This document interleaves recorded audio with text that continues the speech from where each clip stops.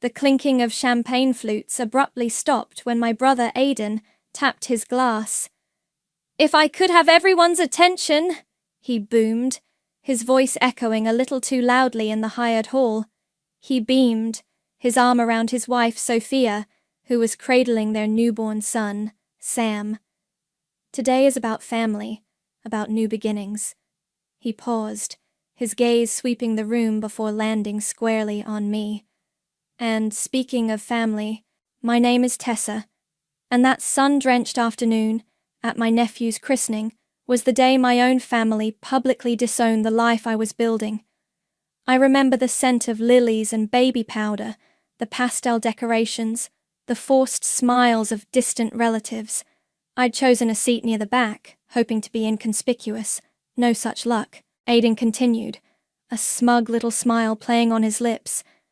"Most of us here understand the joy, the purpose, that comes with having children, with building a legacy." He looked directly at me, his smile tightening. "And then there's my sister, Tessa." A nervous titter went through some of the guests. I felt my cheeks begin to burn. "Brilliant, of course," he conceded with a magnanimous wave of his hand. "Off doing, well, whatever important world-changing science she's doing." He chuckled, and a few others joined in, a little too eagerly. But I look at her, and I can't help but feel a little sad. All that focus on a career, it's a bit empty, isn't it? A bit selfish when you think about what truly matters. My breath hitched. I could feel every eye in the room on me. Sophia was looking down at Sam, a faint blush on her own cheeks, but she didn't intervene. "I mean, what's the point of all that ambition if you've got no one to share it with, no little ones to pass on your name, your values?" Aidan pressed on, clearly enjoying his moment. "I just hope she doesn't wake up one day, old and alone, with only her test tubes and microscopes for comfort." He raised his glass higher. "Because that's a lonely future, Tessa. A very lonely future." The silence that followed was heavy, suffocating. Then, my father, Jarvis, cleared his throat. "Aidan's right, you know," he said, his voice firm, carrying the weight of patriarchal authority. He wasn't looking at me, but at the crowd. "A woman's true calling is her family, her children. It's what gives her life meaning." My mother, Josephine, nodded beside him, her lips pressed into a thin line of agreement. "We just want you to be happy, dear," she said, her voice soft, but laced with the same judgment. "And all this career, it's not the path to happiness for a woman. You're missing out on so much." The words, empty, selfish, lonely, missing out, echoed in my head. Humiliation, hot and sharp, pricked at my eyes. I wanted to scream, to run, to vanish. Instead, I sat there, ramrod straight, my hands clenched into fists in my lap until my knuckles were white. I met Aidan's triumphant gaze, then my father's stern one, then my mother's pitying one. They saw a failure, a disappointment, a cautionary tale. In that moment, something inside me didn't break. It hardened. It solidified into a cold, sharp resolve. If my career was to be my only comfort, then I would make it a fortress. If my ambition was pointless, then I would make it my weapon. They wanted to define my life by what I lacked in their eyes? Fine. I would define myself by what I could achieve, by the power I could build, far away from their suffocating expectations. I didn't know then, not really, how things would unfold. I didn't know that my empty career would one day hold the power of life and death over their perfect family. But when the time came, I was ready. My institute became my kingdom, built on the ashes of their scorn. Bowen Innovations. A little irony I allowed myself, using the family name for the very thing they despised. The years that followed were a blur of 18-hour days, relentless research, grant proposals, lab expansions, breakthroughs, and setbacks. I poured every ounce of myself into my work, fueled by a quiet, simmering rage and an unyielding determination to prove them wrong. Not to them, but to myself. My success was meteoric. I became a name in biomedical research, a leader in genetic therapies. Family interactions during those years were brief, strained affairs. Christmas dinners where my achievements were met with polite, distant nods. Or worse, my mother's sad sighs about my still being single.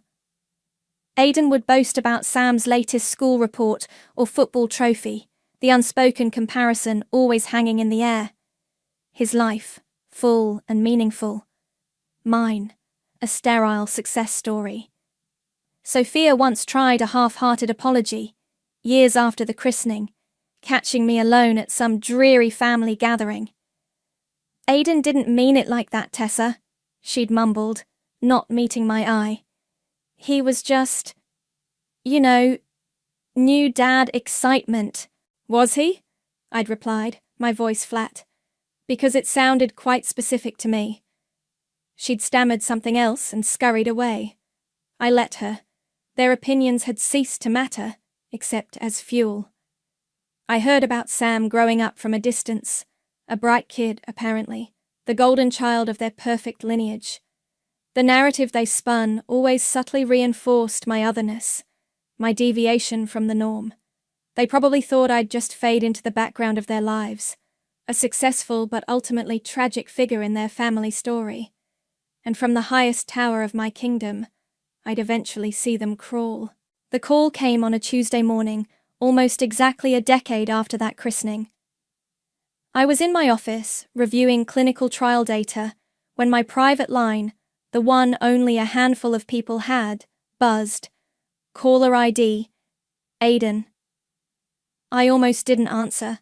Curiosity, or perhaps a premonition, made me pick up. Tessa Bowen. "Tessa! Oh God, Tessa! It's Aidan!" His voice, usually so confident, so smug, was choked, raw, with a desperation I'd never heard from him. It was almost unrecognizable. Something's happened. I waited, a cold stillness settling over me. "It's Sam," he finally managed, his voice cracking. "He's sick. Really sick." He took a ragged breath. They don't know what to do. They said there's nothing." Another sob. "He's only 10, Tess. My boy." I remained silent, listening to his pain with a detachment that felt miles deep. "There's this new thing," he stammered, hope and panic warring in his tone. "An experimental treatment, some kind of gene therapy. The doctors said it's a long shot, the only shot. They said it's being pioneered by your institute, Tessa. Bowen Innovations." He paused, the unspoken plea hanging heavy. "Tessa, please. You're the only one who can help. He's my son. He's your nephew. My nephew. The one whose very existence, whose christening, was used to damn mine, to highlight my supposed emptiness." The irony was so thick I could almost taste its bitter metallic tang.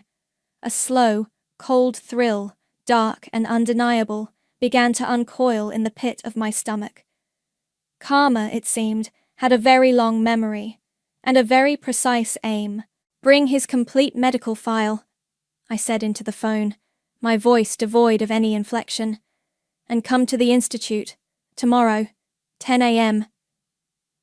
I didn't wait for a reply, just disconnected the call and sat back in my leather chair, the silence of my spacious office suddenly feeling charged. The next morning, they arrived. Not just Aidan, but Sophia too, her face pale and puffy, dark circles under her eyes, and behind them, looking older and more stooped than I remembered, were Jarvis and Josephine, my parents. They stood in the gleaming, minimalist lobby of Bowen Innovations, dwarfed by the soaring atrium and the large, subtly backlit logo of my company. Our family name, ironically. This place, this monument to my selfish ambition, was a world away from the chintz and judgment of their lives. My assistant, Chloe, A sharp young woman who knew nothing of my family history beyond their names showed them into the large conference room adjacent to my office. I made them wait for 10 minutes. I pictured them sitting there, on the expensive Italian leather chairs, surrounded by glass walls that overlooked the bustling labs, the white-coated scientists, my army, my people. When I finally walked in, Aiden shot to his feet. Sophia clutched a worn teddy bear, presumably Sam's. Jarvis stared at the polished mahogany table, while Josephine twisted her hands in her lap. "Tessa," Aiden began, his voice hoarse. "Thank you for seeing us." I gestured to the chairs. "Sit. You have the files?" Sophia pushed a thick binder across the table. Her hand trembled. "Everything is in there. Every test. Every scan." I opened it, my expression carefully neutral as I scanned the first few pages. The grim diagnosis, the bleak prognosis, acute fulminant neurodegeneration. Rare, aggressive, and, as they'd been told, a death sentence. "The doctors at University Hospital mentioned your GRT-7 protocol," Aiden said, leaning forward, his eyes desperate. "They said it's shown some promise in early animal trials for similar conditions." "It has," I confirmed, my gaze still on the file. "In murine models. We're not yet in human trials. It's entirely experimental." I looked up, meeting each of their gazes in turn. Aiden, stripped of his usual arrogance, looked like a broken man. Sophia was openly weeping now, silent tears streaming down her face. My father looked lost. My mother just looked terrified. "We know it's experimental," Sophia whispered, her voice thick with tears. "But it's all we have. He's deteriorating so fast, Tessa. Please." She reached across the table, her hand outstretched as if to touch mine, then seemed to think better of it and pulled back. "He's your nephew. He's such a good boy. He doesn't deserve this." "No child deserves this," I said, my voice level. "The GRT-7 protocol is complex. It involves harvesting and genetically modifying the patient's own stem cells, then reintroducing them. The risks are substantial. Neuroinflammation, cytokine storms, potential for off-target genetic effects we can't yet predict. And, of course, there's no guarantee of efficacy." Jarvis finally spoke, his voice gravelly. Money isn't an object, Tessa. We'll pay whatever it costs. We'll sell the house, anything.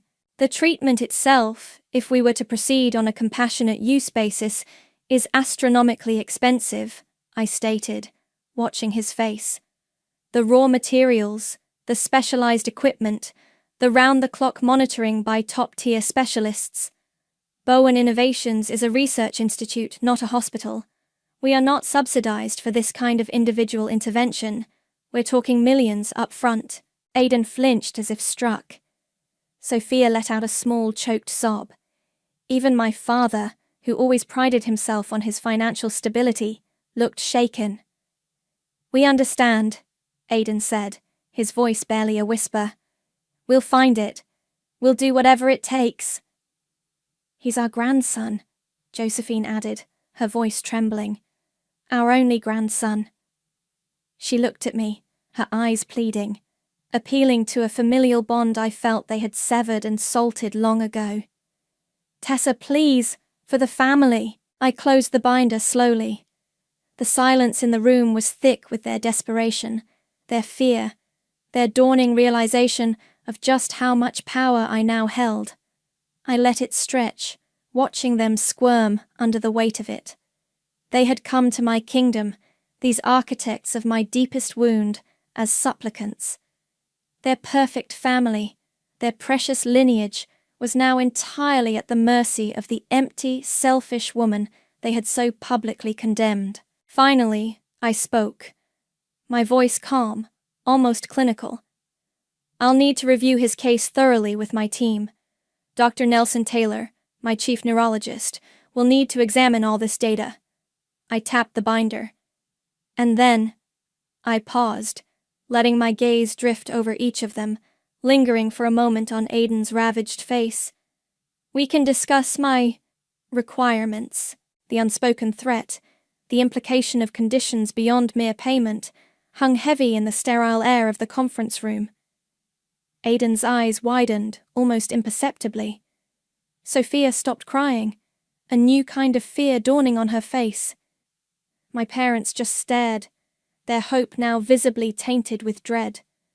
The price of a miracle, I thought, was about to be set, and I would be the one to name it. I let them stew for 2 days. 2 days for the weight of my unspoken conditions to press down on them, for their desperation to ripen. Dr. Taylor, my trusted colleague, and a man who knew the bare bones of my family's past disdain for my life's work, reviewed Sam's files with grim diligence. "It's aggressive, Tessa," he confirmed, his brow furrowed. "The GRT-7 is a Hail Mary, but it's the only Hail Mary they've got. The science is sound, theoretically. The risk, however, is off the charts." "I'm aware," I'd replied. "Prepare a full risk-benefit analysis and clear my schedule for Friday morning. I'll be meeting with the family again." On Friday, I summoned them not to the impersonal conference room, but to my office, my sanctuary. The room was large, with one wall of floor-to-ceiling glass, offering a panoramic view of the city, a view I'd earned. My desk was a slab of polished black granite, imposing and uncluttered. When Aiden, Sophia, Jarvis, and Josephine were ushered in, they looked even more diminished than before. Sophia's eyes were red-rimmed, Aiden's jaw tight with anxiety. This time, they weren't alone. Beside me sat Quinn Adams, my lawyer. Quinn was sharp, impeccably dressed, and possessed a gaze that could make concrete sweat.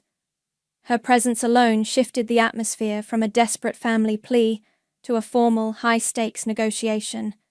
"Please sit," I said, gesturing to the chairs opposite my desk. They sat, a huddled, anxious quartet. "We've reviewed Sam's case in detail," I began, my tone all business. "Dr. Taylor concurs with the initial diagnosis and the extreme rarity and aggression of the disorder. He also agrees that, while highly experimental and carrying significant risks, the GRT-7 protocol represents the only potential therapeutic avenue currently conceivable." A collective sigh of relief, fragile and premature, went through them.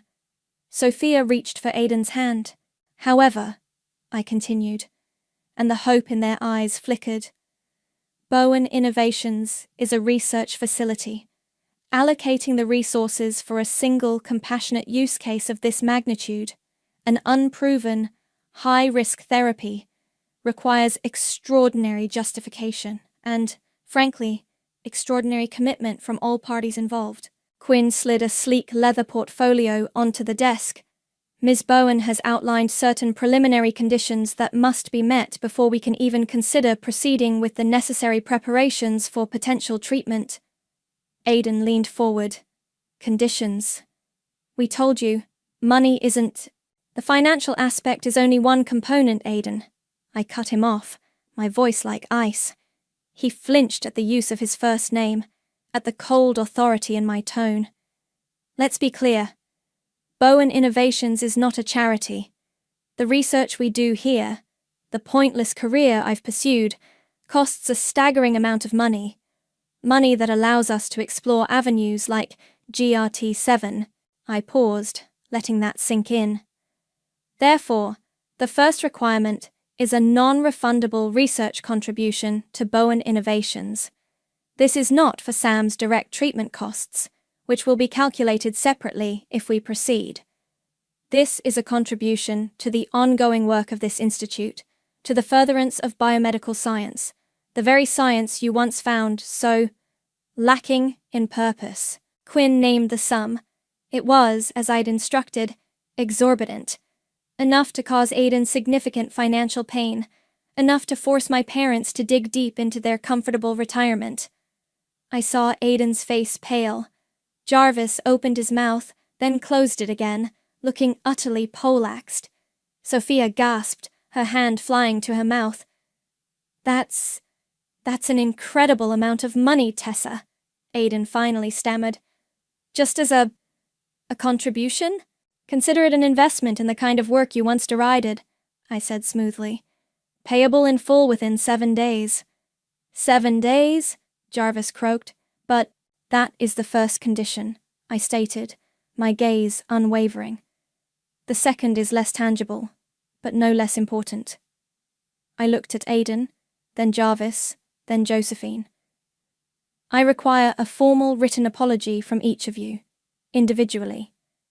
These apologies will detail your specific statements made at Samuel's christening 10 years ago concerning my life choices and my career.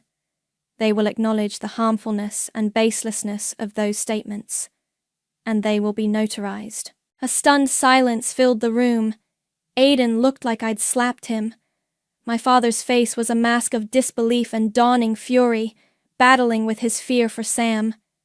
My mother stared at me, her expression a mixture of horror and a strange, dawning comprehension. An apology? Aiden finally choked out, his voice incredulous. You want us to write down everything, I confirmed. Every lovely sentiment about my empty, selfish life, my lonely future, my missing out on a woman's true calling. I want it acknowledged, in writing, legally witnessed.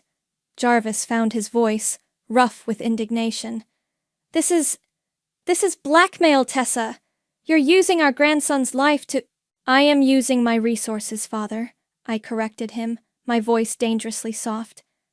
The resources I built, despite your profound lack of faith, the resources that now represent your only hope. This isn't blackmail. This is the price of admission. This— I leaned forward, my eyes locking with Aiden's, then my father's, is just to secure my consideration, to proceed. If Sam is to be enrolled in the GRT-7 protocol, there will be further understandings. The air crackled with unspoken threats. Sophia was crying again, but this time there was a new edge to her sobs, the sound of someone realizing they were utterly, hopelessly trapped. Do we have a deal? I asked, my voice a silken whisper that carried more menace than any shout. Or shall I allocate this potential trial slot to another candidate? We have a waiting list, you know, of people who value what we do here. The week that followed must have been hell for them. I received daily, almost hourly, updates from Quinn on their frantic efforts to liquidate assets, to scrape together the research contribution. Aiden, she told me, had to leverage his business to its absolute limit. My parents, it seemed, cashed out a significant portion of their retirement portfolio. The irony wasn't lost on me. The nest egg meant to ensure their comfortable old age was now being sacrificed to fund the pointless career of the daughter they'd pitied. Exactly 7 days later, Quinn confirmed the full sum had been transferred to Bowen Innovations Research Fund. That same afternoon, a courier delivered 3 sealed, notarized envelopes to my office. I dismissed Chloe for the day before opening them. Aiden's apology was stiff, formal, clearly drafted through gritted teeth. He recounted his words from the christening, acknowledging they were inappropriate and regrettable. My father's was much the same, laced with a lingering patriarchal indignation, admitting his statements were perhaps overly traditional and not intended to cause distress. My mother's was softer, filled with phrases like, "If I caused you pain," and "A mother only wants her child's happiness," but it still contained the required admission of her words and their judgmental nature. I read each one slowly, a small humorless smile playing on my lips. Barely adequate, I murmured to the empty room, but they had complied. The first toll had been paid. The next morning, I summoned them again. This time, just Aiden, Sophia, Jarvis, and Josephine. No lawyers. Just family. Or what was left of it. They looked haggard, the strain of the past week etched onto their faces. They sat in the same chairs in my office, but the dynamic had shifted irrevocably. They were no longer just supplicants, they were now debtors, bound by their first act of submission. "The contribution has been received," I began, my voice cool and even. "The apologies, while somewhat creatively phrased, meet the basic requirement." I paused, enjoying the flicker of exhausted hope in Sophia's eyes, the wary tension in Aidan's. "This brings us to the next stage." I leaned back in my chair. Bowen Innovations is hosting its annual gala in 3 weeks. It's a significant event for us, celebrating advancements in biomedical research and, this year specifically, honoring women in STEM fields. We have keynote speakers, industry leaders, philanthropists, a rather influential audience. Aidan looked confused. "What does this have to do with Sam?" "Everything, Aidan," I said, my smile widening slightly. "Because you will be one of our speakers." His jaw dropped. "Me? Speak? About what? I don't know anything about STEM." "Oh, you won't be speaking about STEM directly," I clarified.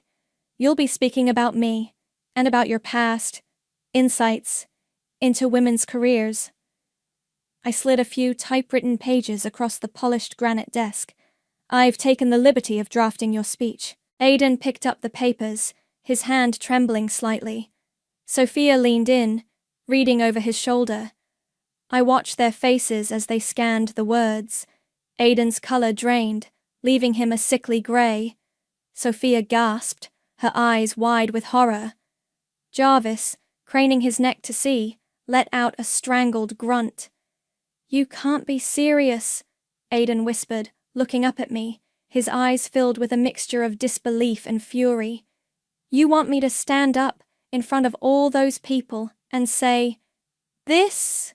"Precisely," I confirmed. "You will laud my achievements. You will denounce your past sexist remarks about child-free women and career-focused individuals. You will champion the very choices you once condemned in me. And yes, you will specifically recount your charming little toast from Sam's christening, word for word, and then you will publicly, unequivocally, retract it." "This is humiliation," Aidan choked out. "Is it?" I tilted my head. "I recall a certain christening where I was the one publicly humiliated. This is merely a public correction of the record. Think of it as setting a better example, Aidan. For Sam, perhaps, should he recover. And," I added, my gaze shifting to my parents, "Jarvis, Josephine, you will both be in the front row, smiling, applauding, visibly endorsing every word your son says." My mother looked like she was about to faint. My father's face was puce. "Tessa, this is cruel," Josephine whispered, her voice trembling. "This is beyond cruel." "Cruelty, mother," I said, my voice hardening, "is telling your daughter her life is empty and selfish because she chooses a different path. Cruelty is predicting she'll die alone with only her career for comfort in front of a room full of people. This," I gestured to the speech, "is merely an exercise in public accountability." Sophia, surprisingly, found her voice. She stood up, her eyes pleading with me. "Tessa, please. The money, the apologies, we did it. But this will destroy him. Can't you see that? As a woman, surely you can understand." I cut her off, my voice like a shard of ice. "Did you appeal to him as a woman when he was humiliating me, Sophia? Did you ask him to consider my feelings then?" I stood up, walking around the desk to stand before them. "The stage is set. His performance is non-negotiable. The gala is in 3 weeks. Sam's condition, as you know, is not improving with time." They were cornered, utterly and completely. The image of Aidan, my arrogant, judgmental brother, forced to publicly eat his words, to champion my life while denouncing his own past bigotry, was a satisfaction so potent it almost made me dizzy. This wasn't just about money or apologies anymore. This was about dismantling their pride, brick by painful brick, in the most public way imaginable. The 3 weeks leading up to the gala were a masterclass in strained silence and barely concealed panic from their end. Aiden, I heard through the grapevine of my institute, people talk, especially when the CEO's estranged brother is suddenly on the gala's speaker list, was a wreck. He'd apparently tried to negotiate, to offer more money, anything to avoid the public spectacle. Quinn, under my instruction, had been politely but firmly unmovable. Mr. Bowen's participation is integral to the collaborative spirit we're fostering, she'd apparently told his increasingly desperate lawyer. The night of the gala arrived, glittering and ostentatious. The ballroom was filled with the city's elite, leaders in science, medicine, and philanthropy. I moved through the crowd, exchanging pleasantries, accepting congratulations on Bowen Innovations' latest breakthroughs, all the while a cold knot of anticipation tightening in my stomach. I spotted them almost immediately. Aiden, looking like he was walking to his own execution in a rented tuxedo that didn't quite fit his strained posture. Sophia, pale but composed, clung to his arm. And in the front row, as instructed, sat Jarvis and Josephine, their faces stony, their eyes darting around as if expecting the floor to swallow them. I made sure our paths crossed during the cocktail hour. Aiden, I said, my voice bright, a predatory smile playing on my lips. So glad you could make it. Ready for your big moment? He flinched, his knuckles white as he gripped his water glass. Tessa, he managed, his voice a low growl. Sophia shot me a look that was pure, unadulterated hatred, quickly masked by a veneer of strained politeness for the benefit of nearby onlookers. Break a leg, I said cheerfully, before turning to greet a senator who'd just arrived. The preliminary speeches droned on, a renowned geneticist, a biotech CEO. Then, it was my turn to introduce the special guest speaker. Tonight, I began, stepping up to the podium, the spotlight warm on my face. We have a rather unique voice joining us. Someone who has, shall we say, undergone a significant evolution in his perspective on the role and value of women in demanding careers. I paused, letting my gaze sweep over the audience before landing on Aiden. Please welcome Mr. Aiden Bowen. A polite, slightly confused applause rippled through the room as Aiden walked stiffly to the stage. He looked out at the sea of faces, his own ashen. He clutched the papers of the speech I'd written, his hands visibly shaking. He cleared his throat. Good evening, he began, his voice trembling. I am honored to be here. He stumbled over the words, his eyes darting towards me where I stood at the side of the stage, watching. Then he began to read. Word for painful word. He lauded my visionary leadership at Bowen Innovations, my unwavering dedication to science. He spoke of the critical importance of supporting women who choose to dedicate their lives to ambitious professional pursuits. Each word sounded like it was being dragged from him over broken glass. Then came the part I'd been waiting for. There was a time, he said, his voice dropping, his gaze fixed on the paper, as if it were a venomous snake, when I did not understand this. A time when I held regrettable and frankly ignorant views. He took a shaky breath. At my son Sam's christening 10 years ago, I made a speech. In that speech, I publicly derided my sister Tessa's choice to pursue her career. I called her life empty and selfish. I predicted she would die alone with only her career for comfort. A shocked murmur went through the audience. People exchanged bewildered glances. I saw Jarvis sink lower in his seat, Josephine's face contort. Those words, Aiden continued, his voice cracking, were born of arrogance and a profound lack of understanding. They were cruel, they were baseless, and I retract them. Fully and unequivocally.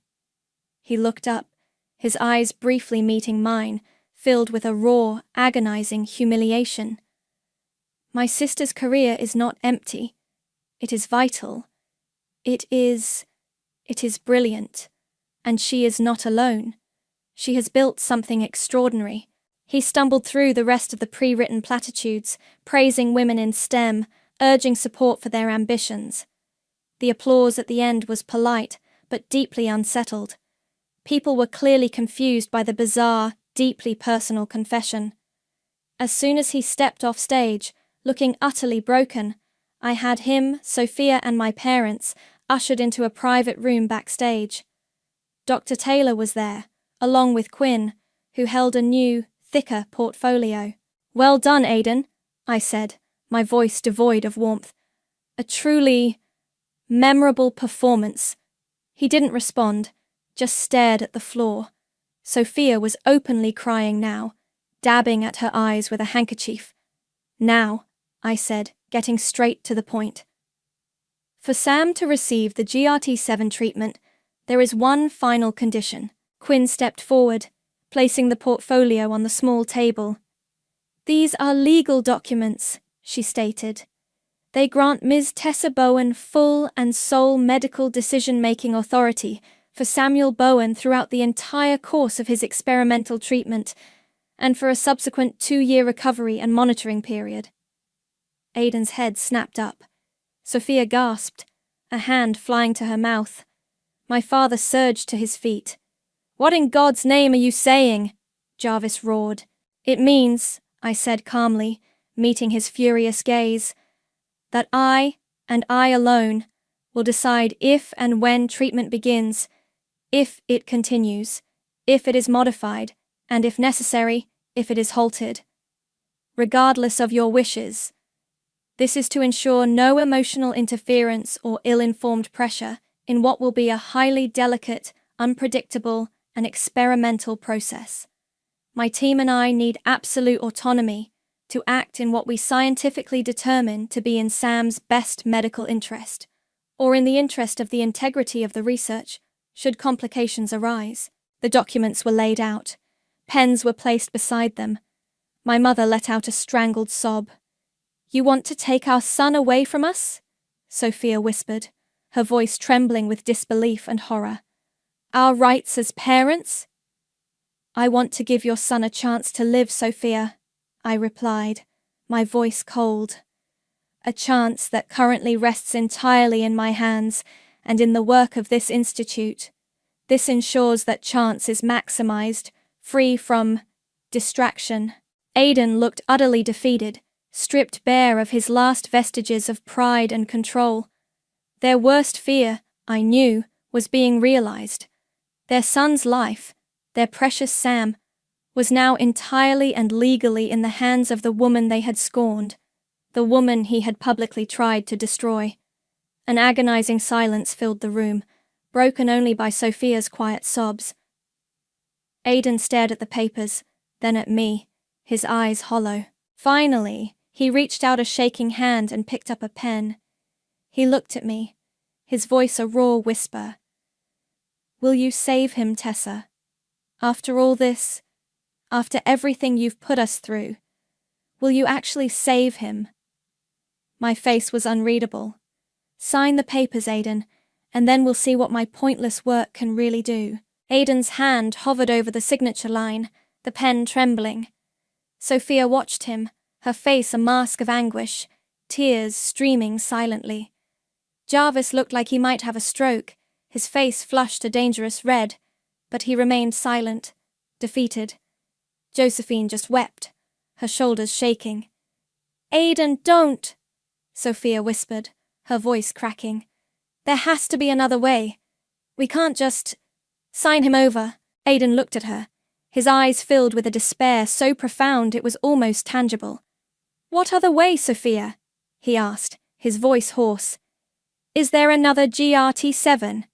Another Tessa who can even attempt this? We both know the answer." He turned back to the papers, his gaze fixed on the line that would cede his parental authority. Quinn, ever the professional, broke the silence. "The documents are standard for high-risk experimental compassionate use protocols, where the lead researcher requires unimpeded oversight. They protect both the patient's access to the therapy and the integrity of the research program. Standard? Jarvis finally choked out. This isn't standard. This is monstrous. I met my father's gaze. Monstrous was leaving your daughter to face public ridicule without a word of defense, father. Monstrous was dismissing her life's work as a frivolous pastime. This, I gestured to the papers, is a necessary precaution to save your grandson's life, a life that, I remind you, hangs by the thinnest of threads. Aiden took a deep, shuddering breath. His eyes met mine, a flicker of the old arrogance warring with utter desperation. If I sign this, you give me your word you will do everything in your power for Sam? I will do everything within the power of medical science and the GRT-7 protocol. I corrected him, my voice precise. I will adhere to the highest ethical and scientific standards. That is my commitment. It wasn't the heartfelt reassurance he craved, but it was the truth. He closed his eyes for a moment, then, with a strangled sigh that seemed to carry the weight of all his broken pride, he signed his name. The scratch of the pen on the paper was unnaturally loud in the tense silence. He pushed the documents towards Sophia. She stared at them, then at him, then at me, her expression a maelstrom of grief and fury. But after a long, agonizing moment, she too picked up the pen and signed. Quinn notarized the signatures with swift efficiency. It was done. I now held legal sole medical authority over my nephew, Sam. The boy whose christening had been the catalyst for a decade of bitterness and ambition. Dr. Taylor will coordinate with Sam's current physicians at University Hospital to arrange his transfer to our specialized pediatric neuro unit here at Bowen Innovations, I said, my tone brisk, all business now. The cell harvesting procedure will need to commence within 48 hours. You will be kept informed of his progress through Dr. Taylor. You will have access to Sam, of course, within the unit's visitation guidelines. Sophia looked up, a new fear in her eyes. We can see him? Of course you can see him, I replied, a touch of impatience in my voice. He's your son, but all medical decisions, all discussions regarding his treatment plan, will come through me or Dr. Taylor, as per the agreement. They left the room like ghosts, Aiden and Sophia supporting each other, my parents trailing behind them, looking utterly bereft. Quinn gathered the signed documents. Everything is in order, Tessa. Good, I said, turning to look out the window at the city lights. The gala was winding down, the distant sound of music and laughter, a strange counterpoint to the raw, brutal transaction that had just occurred. Dr. Taylor approached me. Tessa, are you sure about this? The pressure, the personal involvement. Nelson, I said, turning to face him, I've been preparing for this, in one way or another, for 10 years. Sam will get the best care, the best science this institute can offer. That, I promise you. And I would deliver on that promise, not for them, not even entirely for Sam, but for the integrity of my work, the work they had so thoroughly, so publicly despised. My pointless career was about to attempt a miracle. Or it would fail, and they would have to live with the knowledge that their last hope lay in the hands they had once so callously slapped away. The following days were a whirlwind of activity. Sam was transferred to Bowen Innovations. He was a small, pale boy, his eyes too large for his thin face, a shadow of the robust child I vaguely remembered from years ago. He was weak, his neurological decline evident, but he managed a faint smile when Sophia smoothed his hair. I observed him from a distance initially, through the observation window of his sterile room, while Dr. Taylor and his team conducted their initial assessments. The cell harvesting was a delicate procedure. Aiden and Sophia waited in a private lounge, their faces etched with anxiety. I didn't join them. My place was in the lab, overseeing the initial stages of the GRT7 protocol, the isolation and genetic reprogramming of Sam's own cells. This was my domain, my kingdom. Here, I was in absolute control, not just of the science, but of their hope. The waiting period, as the cells were cultured and prepared for reinfusion, was tense. Days stretched into a week. I was professional, detached in my interactions with Aidan and Sophia when I provided brief, factual updates. They were subdued, almost deferential. The fight had gone out of them, replaced by a fragile, desperate hope that was almost painful to witness. They asked few questions, accepted my pronouncements without argument. They had signed away their right to question, to demand. They had only the right to wait and to pray. And I, the woman they had once dismissed as empty and selfish, held the fate of their world in my hands. The irony was a constant, bitter companion. The day of Sam's reinfusion arrived cloaked in a heavy silence. The specialized pediatric neuro unit was on high alert. Dr. Taylor and I stood in the observation room, watching as the lead pediatric neurologist, Dr. Ramirez, a woman whose calm competence I deeply respected, oversaw the procedure. Aidan and Sophia were in the room with Sam, gowned and masked, holding his small hands. My parents were in the family lounge, too overwrought, apparently, to witness this critical stage.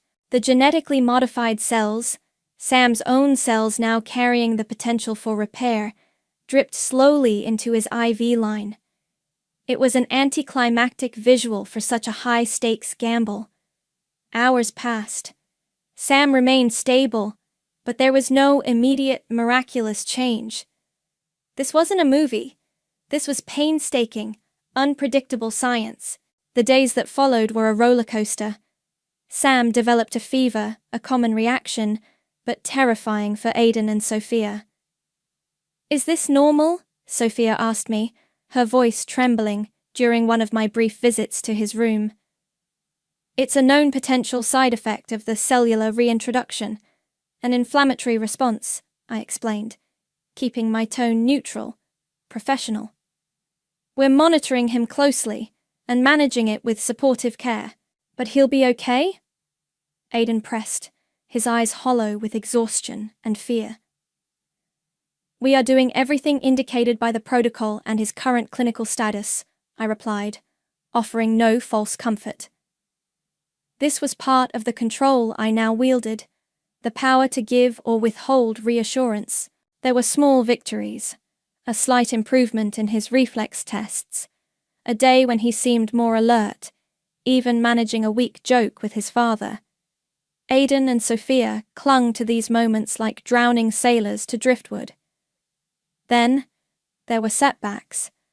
A spike in his intracranial pressure that required urgent intervention. Sleepless nights for my team, and for his parents. Throughout it all, I was the ultimate authority.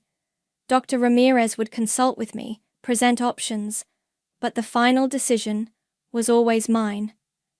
"Do we increase the immunosuppressants, Tessa? His CSF protein is still elevated. What's our next step if it doesn't come down by morning?" I made the calls, coolly, rationally, based on the data, on the science. Aidan and Sophia watched from the sidelines, their faces a mixture of hope and helpless anguish. They had to trust me, the woman they had every reason to despise. One evening, about 3 weeks into the post-infusion period, Sophia found me alone in the small doctor's lounge, reviewing Sam's latest scans. She hesitated in the doorway. Can I talk to you, Tessa?" I looked up. "If it's about Sam's medical condition, Dr. Ramirez or Dr. Taylor can—" "No, it's not just that." She stepped inside, perching on the edge of a worn armchair. She looked exhausted, but there was a new, fragile strength in her eyes. "I wanted to say thank you for what you're doing. For Sam." I raised an eyebrow. "I'm doing my job, Sophia, fulfilling the terms of our agreement. No, she said, shaking her head. It's more than that. I see how hard you and your team are working. I see you care about the outcome. I didn't reply. Did I care? Of course, I cared about the success of the protocol. My institute's reputation, my life's work, was on the line. And Sam, he was an innocent. A child caught in the crossfire of adult bitterness. It was impossible not to feel something for the small, struggling boy. Aiden, he's a proud man, Sophia continued, her voice soft. What he did, what he said all those years ago, it was wrong. So wrong. And what you've asked of us, it's been hard. Harder than you can imagine. Oh, I think I can imagine, Sophia, I said, a touch of the old bitterness creeping into my voice. She flinched but pressed on. But watching you now, watching you fight for him, I just wanted you to know. We see it. Her words, unexpectedly, pricked at something deep inside me, a place I thought had long since turned to stone. I quickly suppressed it. The GRT7 protocol is showing some early positive markers, I said, shifting back to professional detachment. His inflammatory markers are down. There's a slight, very slight, but measurable improvement in nerve conduction velocity in the preliminary tests. It's too early to call it a success. Far too early. But it's not a failure. Not yet. A single tear traced a path down Sophia's cheek. Thank you, she whispered again, for that hope. The next month was a slow, arduous climb. There were more ups and downs, more scares, more moments when Aiden and Sophia looked at me with that desperate, pleading hope. But gradually, painstakingly, Sam began to improve. The tremors in his hands lessened. He started to regain some of his lost strength. His speech, once slurred and weak, became clearer. One afternoon, I walked into his room. He was sitting up in bed, attempting a complicated Lego structure with Aiden. He looked up as I entered and gave me a small, shy smile. "Hi, Aunt Tessa," he said, his voice surprisingly clear. Aunt Tessa. He hadn't called me that in years. Aiden looked at me, his eyes filled with an emotion I couldn't quite decipher. Gratitude, yes, but something else too. Awe. Or perhaps the dawning, permanent understanding of the power I wielded. The latest scans are encouraging, Sam, I said, keeping my voice even. The lesions show signs of regression. Does that mean I'm getting better? He asked, his eyes wide. I allowed myself a small, almost imperceptible smile. It means, Sam, that my pointless work might just be doing some good after all. I glanced at Aiden, whose face was a complex mask of relief and remembered shame. The price of this miracle was being paid, in full, by all of us. The day Sam walked out of Bowen Innovations, leaning only slightly on Aiden for support, was a crisp autumn afternoon. He was thinner, still pale, but his eyes were bright, and the devastating neurological decline had been, against all odds, arrested and even partially reversed. He wasn't the boy he was before the illness struck, not entirely. The GRT7 protocol, while miraculous, had left its mark. A slight, permanent tremor in his left hand, a subtle reminder of the precipice from which he'd been pulled, and, as later tests would confirm, he would be sterile. A cruel, karmic echo of their obsession with lineage, a detail I chose not to share with them just yet. That would be a private burden for Sam to carry or share when he was older. Sophia was crying, openly, and without shame, hugging Dr. Ramirez, and then, hesitantly, me. Thank you, Tessa, she choked out, her voice thick with emotion. There are no words. The protocol was successful, I stated, my voice neutral. Sam will require ongoing monitoring, and there's a strict regimen of supportive therapies he must adhere to.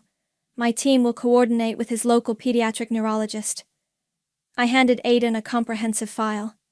Everything he needs is in here. Aiden took the file, his hand brushing mine. He looked at me, his eyes holding a complex mixture of gratitude, shame, and a weary understanding. Tessa, He struggled for words. What we did to you. What I said. There's no excuse.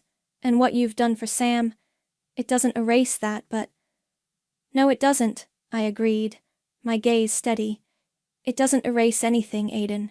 For any of us. My parents stood a little apart, watching. Josephine looked like she wanted to say something, to bridge the chasm that had opened between us, but the words wouldn't come. Jarvis just nodded, a curt, almost imperceptible acknowledgement. The old patriarchal certainty was gone, replaced by a quiet, bewildered respect. As they prepared to leave, Sam turned back to me. He held out a slightly crumpled piece of paper. This is for you, Aunt Tessa. I took it. It was a child's drawing, rendered in bright crayons, of a stick figure in a lab coat with wild curly hair, standing next to a smaller stick figure in a hospital bed. Above them, a giant, smiling sun. Thank you, Sam, I said, my voice softer than I intended. It's very good. He beamed. Dr. Ramirez said you're like a superhero. I managed a small smile. Not quite, Sam. Just a scientist. I watched them walk away. Aiden's arm around Sam, Sophia on his other side. A family, battered and bruised, but still a family.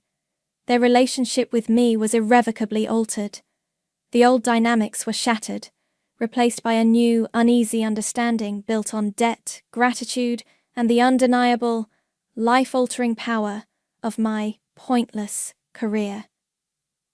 Later that week, Dr. Taylor found me in my office, staring out at the city. He's a lucky boy, Nelson said quietly. And you, Tessa? You pulled off the impossible. The science was sound, I replied, turning from the window. The execution was precise. And the motivation? He asked, his gaze knowing. I met his eyes. The motivation was complex. He nodded slowly. Revenge is a powerful fuel. But what happens when the fire burns out? His question hung in the air. The fire hadn't exactly burned out. It had perhaps transformed.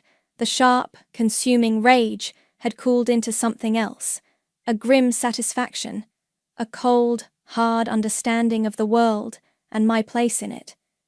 I didn't regret my actions, not a single one.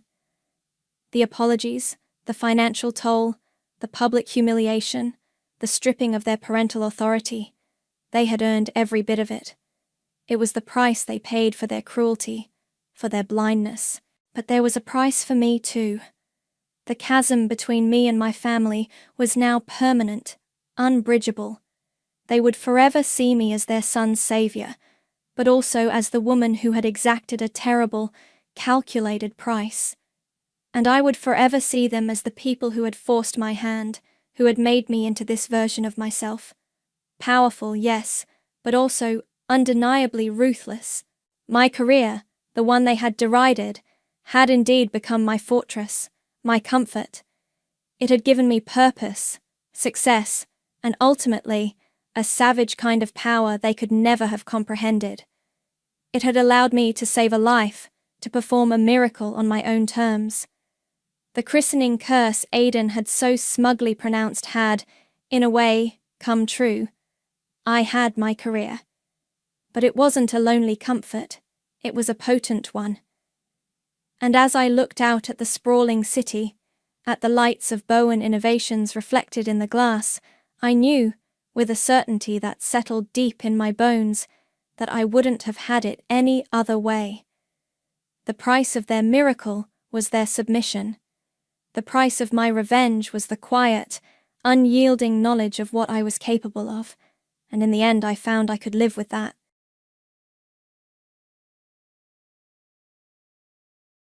The crystal champagne glasses clinked around me as I stood in my family's grand ballroom, my hand tightly gripping Daniel's. The annual Harrison Foundation Gala was in full swing. Boston's elite mingling and networking in their finest evening wear. But all eyes were on us, or more specifically, on the simple silver band adorning my left hand. A teacher. My mother's perfectly painted lips barely moved as she hissed the word. Alexandra, please tell me this is some sort of joke. My name is Alexandra Harrison, and at 25, I was about to shatter my family's carefully constructed world. The Harrisons weren't just wealthy. We were old money, Boston aristocracy, with an investment firm that had been shaping the city's financial landscape for 3 generations. Daniel is a high school physics teacher, I said, keeping my voice steady despite the trembling in my chest. And we're getting married in June. My father's face darkened as he looked Daniel up and down, taking in his rented tuxedo and modest watch. To Charles Harrison idly, these weren't just fashion choices. They were damning evidence of what he considered a fatal flaw, being poor. Outside. Now, my father's command cut through the ambient chatter of the gala. Without waiting for a response, he turned and strode toward his study, my mother following in his wake. Daniel squeezed my hand. Want me to come with you? I shook my head, forcing a smile. I need to handle this alone. The walk to my father's study felt like a march to the executioner's block. The sounds of the gala faded behind me as I made my way down the familiar hallway, past the portraits of Harrison patriarchs who had built our family's legacy. My grandfather's stern face seemed to judge me from his gilt frame as I passed. Inside the study, my father stood behind his massive mahogany desk, the same desk where he taught me about investment strategies when I was 12. My mother perched on the leather sofa, her champagne glass now filled with something stronger. Have you completely lost your mind? My father's voice was quiet, which was always more dangerous than his shouting. A public school teacher. Do you have any idea what this will do to our reputation? Daniel is brilliant, I said, standing my ground. He's dedicated to his students, passionate about education. Passionate about our money, you mean? My mother interjected. Really, Alexandra, how naive can you be? The irony of her words almost made me laugh. If they only knew that Daniel had tried to talk me out of the engagement when he learned about my family's wealth, worried that it would change our relationship. He doesn't want our money, I said firmly. In fact, he's the one who suggested a prenup. My father scoffed. Of course he did. He's playing the long game, making himself look noble. I wasn't born yesterday, Alexandra. No, I agreed, feeling a surge of courage. You were born into wealth and privilege, just like I was. But Daniel built himself up from nothing. He worked his way through college, earned his master's degree while teaching full-time. Spare us the Hallmark movie plot, my mother cut in. This isn't about his inspiring backstory. This is about the future of the Harrison name. The future? I felt my careful composure starting to crack. You mean the future where I take over Harrison Investment Group and marry someone from your approved list of suitable bachelors? Someone like Thomas Wellington Ivy, perhaps? My father's eyes narrowed. Thomas would be an excellent match. The Wellington Group's merger with Harrison would create one of the largest investment firms on the East Coast. I don't love Thomas. Love. My father spat the word like it was poison. You think love built this? He gestured to the room around us, to the wealth that had defined our family for generations. Strategy built this. Smart alliances. Understanding your place in the greater scheme. I took a deep breath, steadying myself. I'm marrying Daniel. I don't need your approval, but I'd like your blessing. My father walked around the desk, stopping directly in front of me. If you marry that man, you are no longer a Harrison. No trust fund, no inheritance, no position at the firm.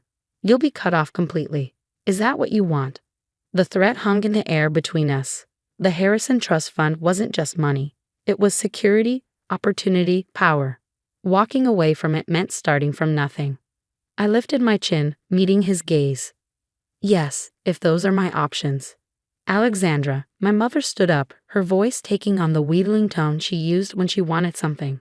Think about what you're doing. You've worked so hard, gotten your MBA, prepared to take over the firm.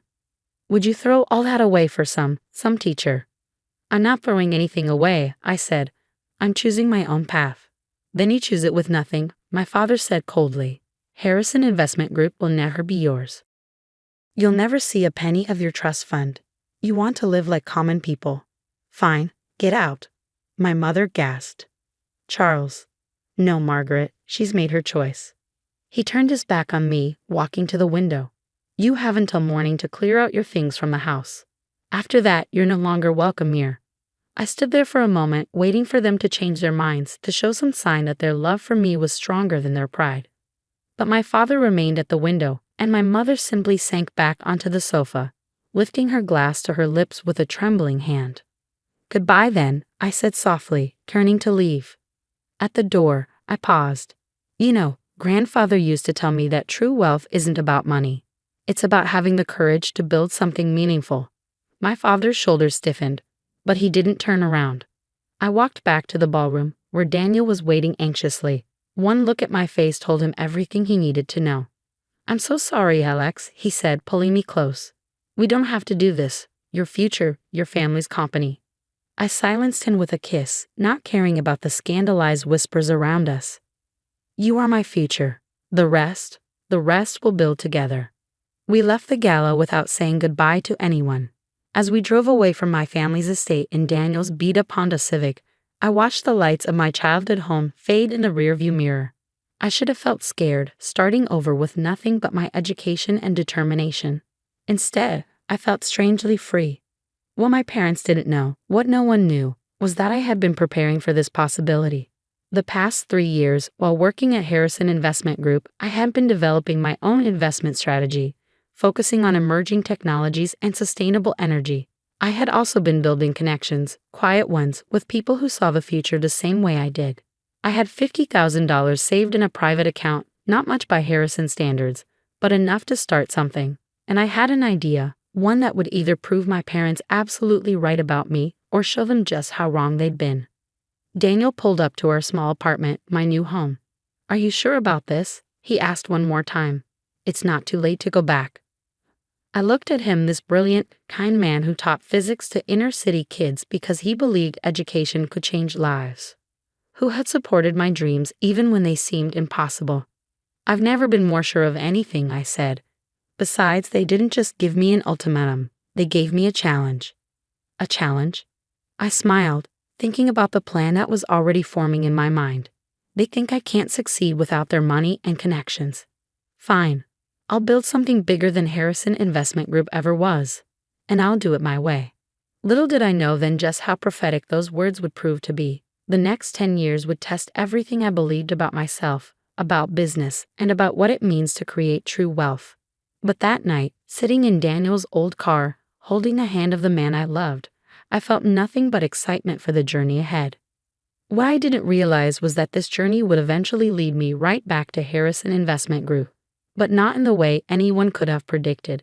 10 years can change everything. I sat in my corner office on the 50th floor of a gleaming downtown skyscraper, looking at the email that had just appeared in my inbox. The subject line read, "Harrison Investment Group seeking strategic partnership." "You need to see this," my CFO, Sarah Chin, said from the doorway. She walked in, tablet in hand.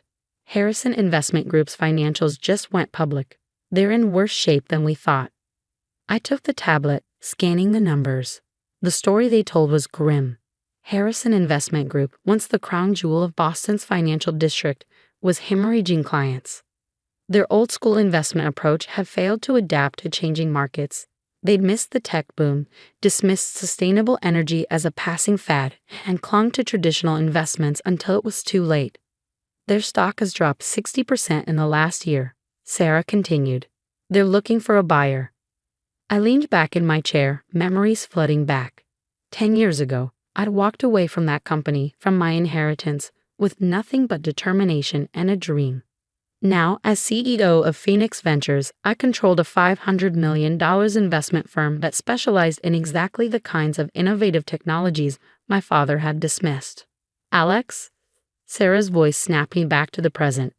"What do you want to do?" I looked out my window at the Boston skyline. Somewhere out there, my father was probably sitting in his study, trying to figure out how it had all gone wrong.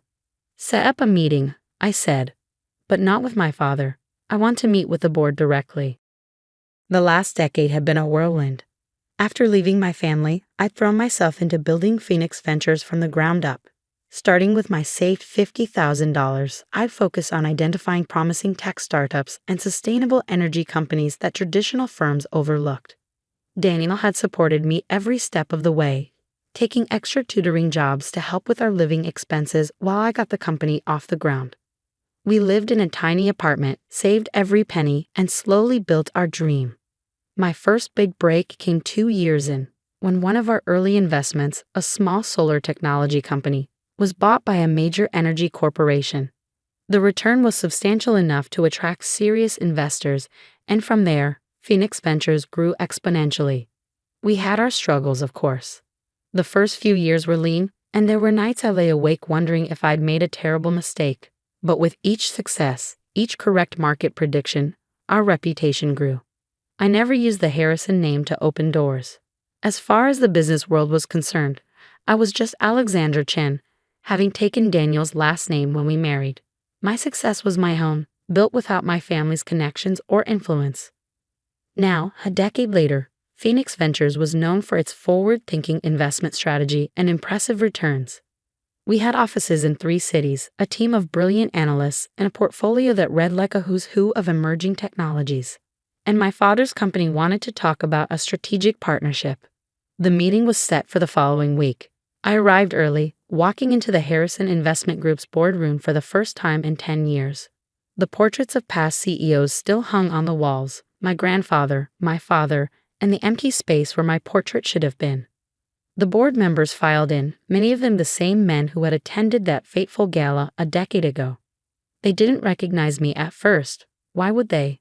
The Alexandra Harrison they remembered was a young Harris in designer dresses. The woman before them now was a successful CEO in a power suit, known for her shrewd business acumen. My father entered last, stopping short when he saw me. He had aged considerably, his hair now completely gray, new lines etched deeply around his mouth. For a moment, I saw something flicker in his eyes. Recognition, shock, perhaps even pride. But it was quickly replaced by his usual mask of control. "What is this?" he demanded, looking at the board chairman. "Mr. Harrison," the chairman said carefully, "this is Alexandra Chen, CEO of Phoenix Ventures. They're interested in discussing acquisition terms." Acquisition. My father's face reddened. "You mean takeover? And you didn't think to inform me who would be attending this meeting?" "I asked them not to," I said, keeping my voice professional. I wanted the board to hear our proposal without preconceptions. Sarah began presenting our offer, a fair but firm valuation of Harrison Investment Group, with terms that would protect the employees while transitioning the company into the modern era. As she spoke, I watched my father's face. I could see him struggling to reconcile the daughter he'd dismissed with the businesswoman before him. The numbers Sarah was presenting were impossible to argue with. Phoenix Ventures had the capital, the strategy, and the vision to save his company. When Sarah finished, there was a long silence. Finally, my father spoke, his voice rough. "May I have a moment alone with Ms. Chen?" The board members filed out, leaving us alone in the room where I'd spent countless hours learning about business at my father's knee. "You did all this to prove me wrong?" he asked quietly. I shook my head. "No, Dad. I did this to prove myself right. Everything you taught me about business, about identifying opportunities, about building something lasting, I took those lessons and applied them to the future, not the past." He walked to the window, looking out at the city skyline. "Your grandfather, he would have understood what you've built. He was an innovator too in his time." He turned back to me. I was the one who forgot that innovation is part of our legacy. "It's not too late," I said. "Phoenix Ventures doesn't want to dismantle Harrison Investment Group. We want to help it evolve, to honor its history while embracing the future." "And Daniel?" he asked. "Is he still teaching physics?" I said, allowing myself a small smile. "Still changing lives. We have 2 kids now, your grandchildren, but you've never met them. Emma's 7, Michael's 5. Something broke in my father's expression. "Alexandra, I know," I said softly. "Me too." The acquisition went through smoothly. The board voted unanimously to accept our offer, recognizing that Phoenix Ventures represented their best chance at survival. My father, to everyone's surprise, supported the decision. In the end, we didn't just save Harrison Investment Group. We transformed it. The combined companies, under the Phoenix Harrison Group banner, became one of the most influential investment firms in the country, known for balancing traditional wisdom with innovative strategy. My father stayed on as an advisor, though he stepped down as CEO. Slowly, cautiously, we began rebuilding our relationship. He and my mother met their grandchildren. They came to dinner at our house, not the mansion I could have afforded, but the comfortable home Daniel and I had chosen in a good school district. One evening, after a particularly successful quarter, my father and I were sitting in my office, looking out at the city lights. "You know," he said, "your grandfather used to say something about true wealth. Being about the courage to build something meaningful." I finished. "I remember." He nodded, looking at me with what I finally recognized as pride. "He would have been proud of you, Alexandra. We both are, even if I was too stubborn to see it sooner." I thought about the journey from that night at the gala to this moment, about all the lessons learned, the bridges burned and rebuilt, the legacy redefined. "The funny thing is," I said, "I'm not sure I would change anything. Every struggle, every setback, it all led to this, to building something that's truly mine, truly meaningful." My father was quiet for a moment. "You know, I always thought I was protecting our family's legacy.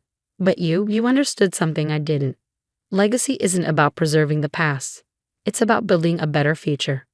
Later that night, as I drove home to Daniel and our children, I thought about wealth, real wealth, not the kind that sits in trust funds or hangs in portraits on boardroom walls, but the kind that comes from having the courage to follow your heart and the determination to build something meaningful. My children would inherit a different kind of legacy than the one I was born into. They would learn that true success isn't about what you're given, but what you build.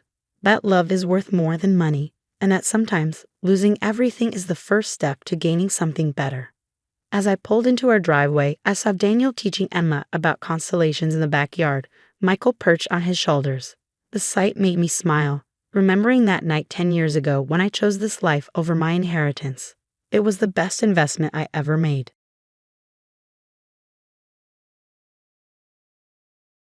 The wine glass shattered against the kitchen floor, red liquid seeping into the grout lines like blood. I stood frozen, watching James stuff designer shirts into his leather weekend bag as if he hadn't just detonated our entire life together.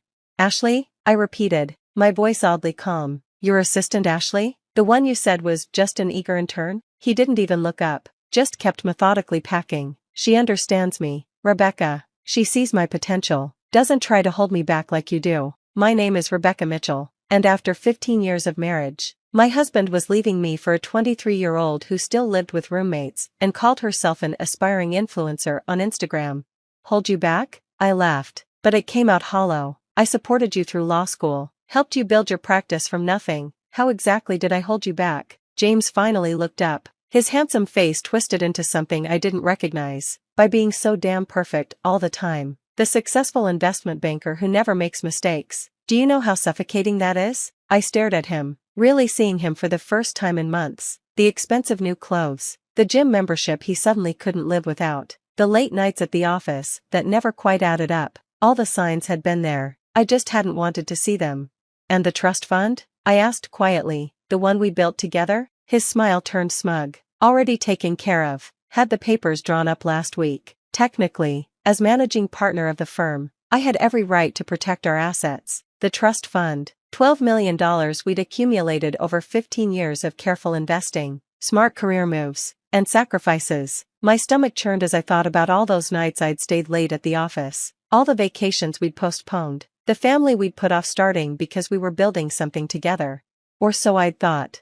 "You can't just take it," I said, but even as the words left my mouth, I knew he could. James was a corporate lawyer, he knew exactly how to manipulate the system.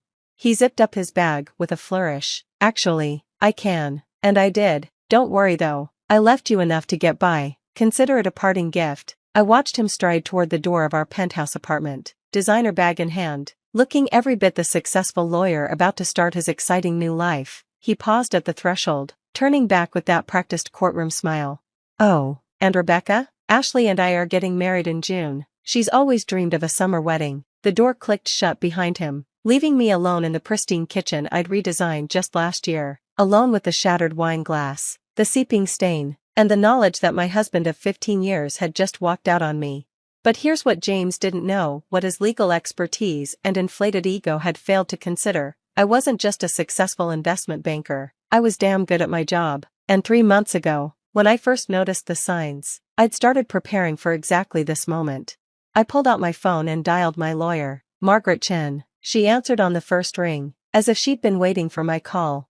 "It's done," I said simply. He took the bait. Margaret's voice was crisp and professional. "Everything in place? Just like we planned." "He thinks he cleaned out the trust fund, but," I smiled, feeling the first real spark of satisfaction since James dropped his bombshell. "But he has no idea about the offshore accounts, or the shell company, or the fact that I've been documenting every questionable transaction he's made in the last 6 months." There was a pause. Then Margaret chuckled. "You really are brilliant, you know that? When you came to me with suspicions about James, I thought you were being paranoid, but you saw it coming." I had. The signs were there if you knew where to look. The sudden interest in cryptocurrency, the new offshore clients, the way he'd started asking pointed questions about our investment portfolio. James thought he was being clever, but 15 years in investment banking had taught me to spot patterns.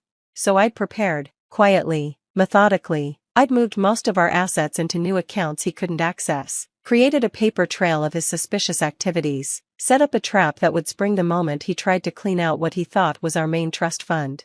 "How long until he figures it out?" Margaret asked.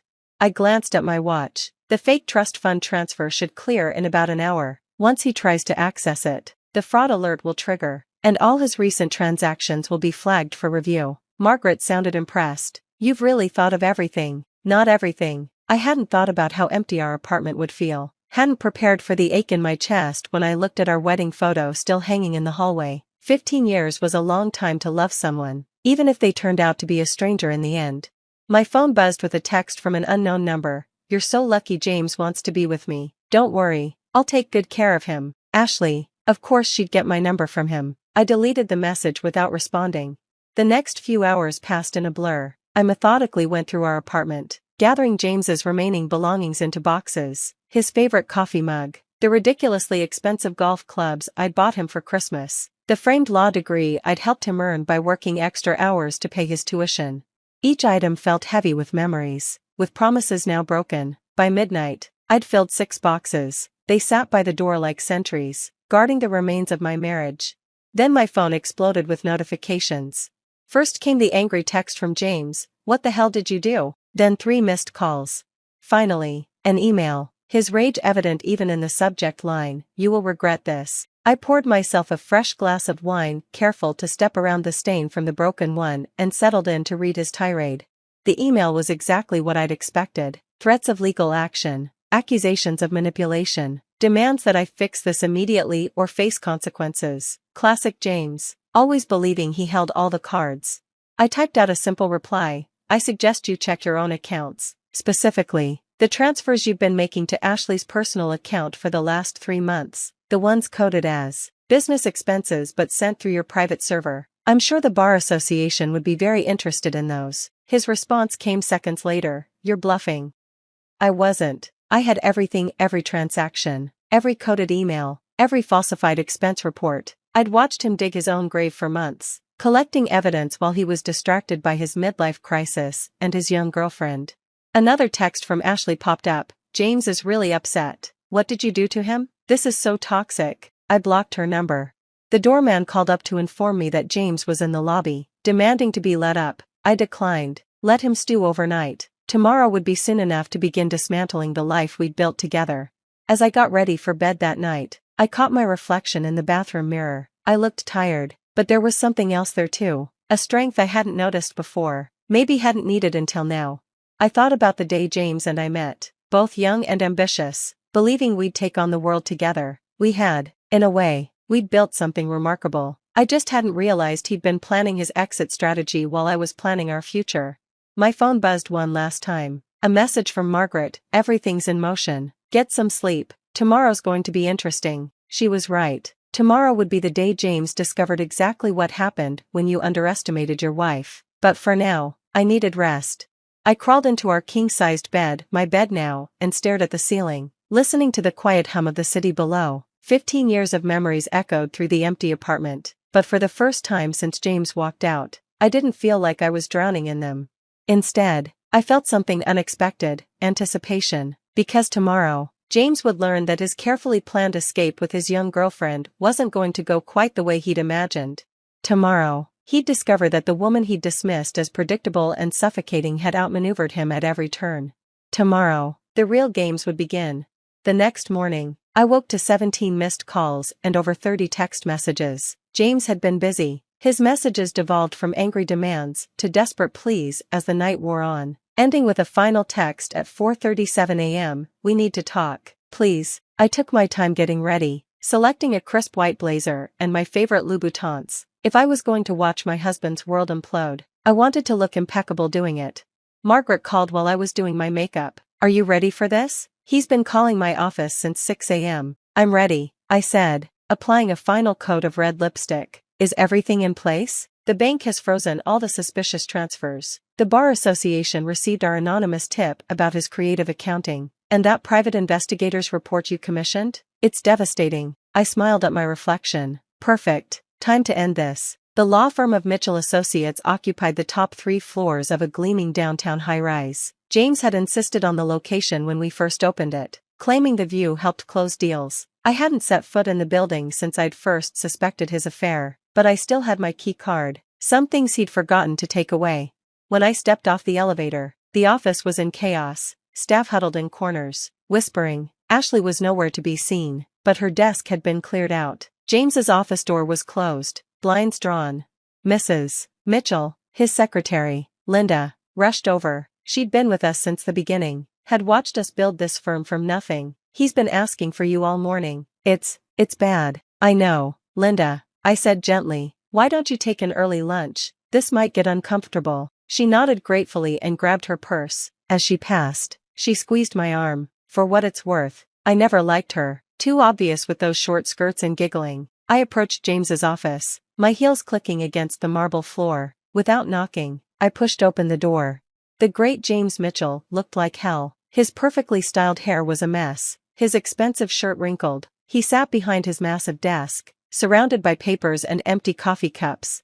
"What did you do?" he demanded as soon as he saw me. "The accounts are frozen. The Bar Association is asking questions. Even my personal cards are being declined." I sat down across from him, crossing my legs calmly. "I protected myself. Something you taught me, actually. Remember when you said every good lawyer has a contingency plan? This isn't protecting yourself," he snarled. "This is sabotage. You've ruined everything." "No, James, you did that when you decided to sleep with your assistant and steal our money." I pulled out my phone, scrolling through messages. "Speaking of Ashley, have you talked to her this morning? Since her bank flagged those transfers as potential fraud?" His face paled. "You wouldn't." "I already did. Turns out, moving firm money through personal accounts to pay your girlfriend looks a lot like embezzlement, especially when you code it as business expenses." He slumped in his chair, the fight draining from him. "How long have you known?" "About Ashley? 3 months. About the money? Longer. I'm an investment banker." "James, did you really think I wouldn't notice strange transfers and offshore accounts?" "Rebecca, we can fix this," he said, leaning forward. His voice took on that persuasive tone he used in court. "We'll tear up the divorce papers. I'll end things with Ashley. We can go back to Dash." "Back to what?" I cut him off. "Back to you lying to me? Back to me pretending I don't know who you really are." I stood up, smoothing my blazer. "No, James, we're not going back. In fact, I'm here to discuss the future of Mitchell Associates." His eyes narrowed. "What about it?" I smiled. The same smile he'd given me yesterday when he thought he'd won. "Check your email. You'll find some interesting documents from our biggest clients. They're not happy about the rumors of financial impropriety. Most of them are taking their business elsewhere." "You can't do this," he whispered. "This firm is my life. Our life." I corrected him. "We built it together, remember? With my connections, my trust fund to get it started. And now? Now it's just another asset to be divided in the divorce." His phone buzzed, probably Ashley realizing her gravy train had derailed. He ignored it, staring at me like he was seeing a stranger. "Why?" he asked finally. "Why go through all this? You could have just divorced me." I leaned across his desk, meeting his eyes. "Because you thought I was weak. Predictable. You thought you could discard 15 years of marriage and walk away with everything we built. I needed you to understand exactly who you were walking away from." As if on cue, Linda appeared in the doorway. "Mr. Mitchell? There are some gentlemen here from the Bar Association. They're asking about an ethics complaint." James's face crumpled. His perfectly planned escape was falling apart, piece by piece. The money he thought he'd secured, frozen. The girlfriend he'd risked everything for, Gone radio silent once the cash dried up. The reputation he'd spent years building, about to be scrutinized by his peers. "You'll never get away with this," he said, but his voice lacked conviction. I gathered my purse, preparing to leave him to face the consequences of his choices. "I already have." "Oh, and James? Ashley posted some interesting photos last night. You might want to check her Instagram. Apparently, she's already found someone new, someone whose accounts aren't frozen." I walked out of his office, head high, leaving him to deal with the Bar Association investigators. The staff watched me go, their expressions a mix of awe and sympathy. They'd figure out soon enough that Mitchell Associates would survive just under new management. Outside, the summer air felt clean and fresh. My phone buzzed with a text from Margaret. "Just got the preliminary divorce agreement drafted. You're going to like it." I smiled, thinking about the future stretching out before me. The firm would need restructuring, clients would need reassuring, but for the first time in months, I felt truly free. That evening, I returned to my apartment. The boxes of James's things still sat by the door, but they no longer felt heavy with memories. They were just boxes, filled with the belongings of a man who had underestimated his wife. I poured myself a glass of wine, carefully, this time, and walked out onto the balcony. The city sparkled below, full of possibilities. My phone had been quiet for hours. James was probably too busy dealing with the ethics investigation to harass me further. A text came through from an unknown number. "I'm sorry, Ashley." I almost laughed. Sorry she got caught. Probably. Sorry the money dried up. Sorry she'd bet on the wrong horse.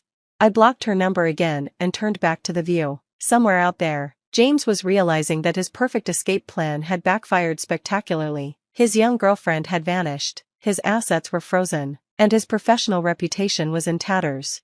Meanwhile, I had emerged stronger than ever. The firm would survive under my leadership. The trust fund he'd tried to drain was safely secured, and I had finally shed the role of perfect, predictable wife. 3 months later, I sat across from James one last time, signing our divorce papers. He looked older, tired. The ethics investigation had resulted in a suspension of his law license. Ashley, true to form, was already engaged to someone else, a fact she'd announced on social media with gleeful abandon. "I never saw it coming," he said quietly as we finished signing. "Any of it. I thought I knew you." "That was your mistake," I replied, gathering my papers. "You saw what you wanted to see, the supportive wife, the reliable partner. You forgot that I'm also a woman who knows her worth." I stood to leave, but he called after me. "For what it's worth, I'm sorry, not just for Ashley, but for underestimating you, for thinking I could outsmart you." I paused at the door, looking back at the man I'd once loved. "Goodbye, James. I hope she was worth it." The door clicked shut behind me, echoing with finality. In my purse, my phone buzzed with work notifications, client meetings to schedule, decisions to make. Life went on. That night, I finally cleaned up the wine stain from the kitchen floor. As I scrubbed, I thought about the day James left, thinking he'd orchestrated the perfect exit. He hadn't realized he was actually setting himself up for the greatest fall of his life. Sometimes the perfect revenge isn't about getting even, it's about showing someone exactly what they lost and making sure they live with that knowledge forever. I never told James about the second offshore account, the one even Margaret didn't know about. Some secrets, after all, are better kept, just like some lessons are better learned the hard way. The wine stain finally faded, leaving no trace of that fateful day. Like James's presence in my life, it had seemed permanent at first, a mark that would never fade, but with enough patience, enough determination, anything can be erased. Well, almost anything. The lessons? Those I'd keep forever.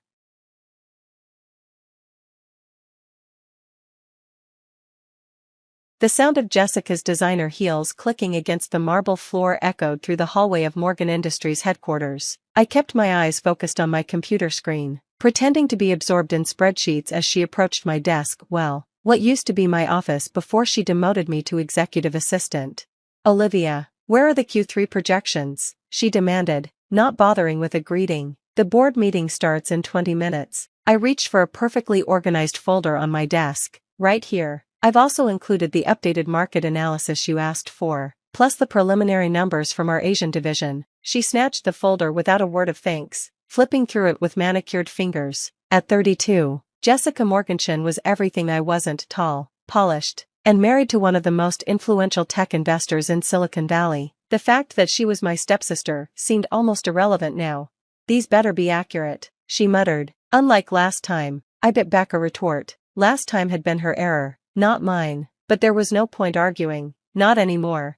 My name is Olivia Morgan, and until 6 months ago, I was the chief operating officer of Morgan Industries, the technology consulting firm my father had built from nothing. I'd worked my way up from intern to COO over 12 years, learning every aspect of the business while earning my MBA at night, but none of that mattered after Dad's stroke.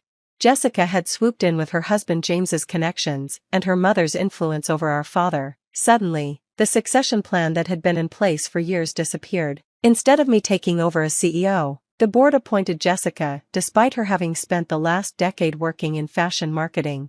Oh, and cancel my lunch with the Riverside team, Jessica added, already turning away. I have a more important meeting. They've flown in from London specifically to meet with you. I reminded her, the acquisition dash. I said cancel it. Her voice could have frozen hell itself. And remember your place, Olivia, you're not COO anymore, you're just the help. As she clicked away down the hall, I allowed myself a small smile. Jessica was so convinced of her own superiority that she never bothered to look closely at what I was actually doing with all those spreadsheets and reports.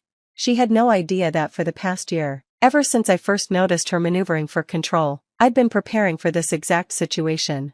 Later that evening, I sat in my small home office, surrounded by documents that told a very different story than the one Jessica thought she knew. My phone buzzed, a text from Marcus Zhang, our former head of Asia-Pacific operations, who'd retired shortly after Jessica took over.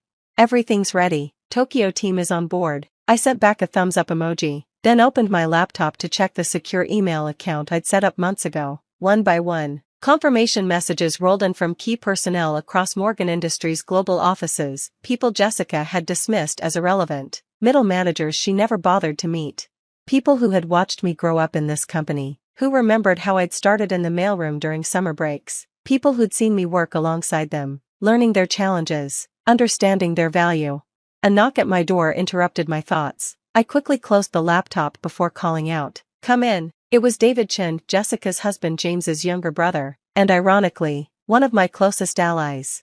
"Rough day?" he asked, settling into the chair across from my desk. Unlike his brother and sister-in-law, David had earned everything he had through hard work and genuine talent. I shrugged. The usual. Your sister-in-law continues to excel at alienating our most important clients. She cancelled the Riverside meeting? How did you know? David smiled grimly. Because she scheduled lunch with Patterson Holdings instead. James arranged it, they're planning to push through some major restructuring. My heart skipped a beat. Patterson Holdings was known for aggressive cost-cutting and outsourcing. If they were involved. How soon? 2 weeks. They're going to announce a strategic partnership that will effectively give Patterson control of Morgan's domestic operations. David leaned forward, his expression serious. A lot of people are going to lose their jobs. Olivia. I nodded slowly, my mind racing. Then we need to move faster. Is everything set on your end? David had been helping me set up Aurora Consulting, officially a small startup focusing on specialized tech consulting, but actually the vehicle for something much bigger.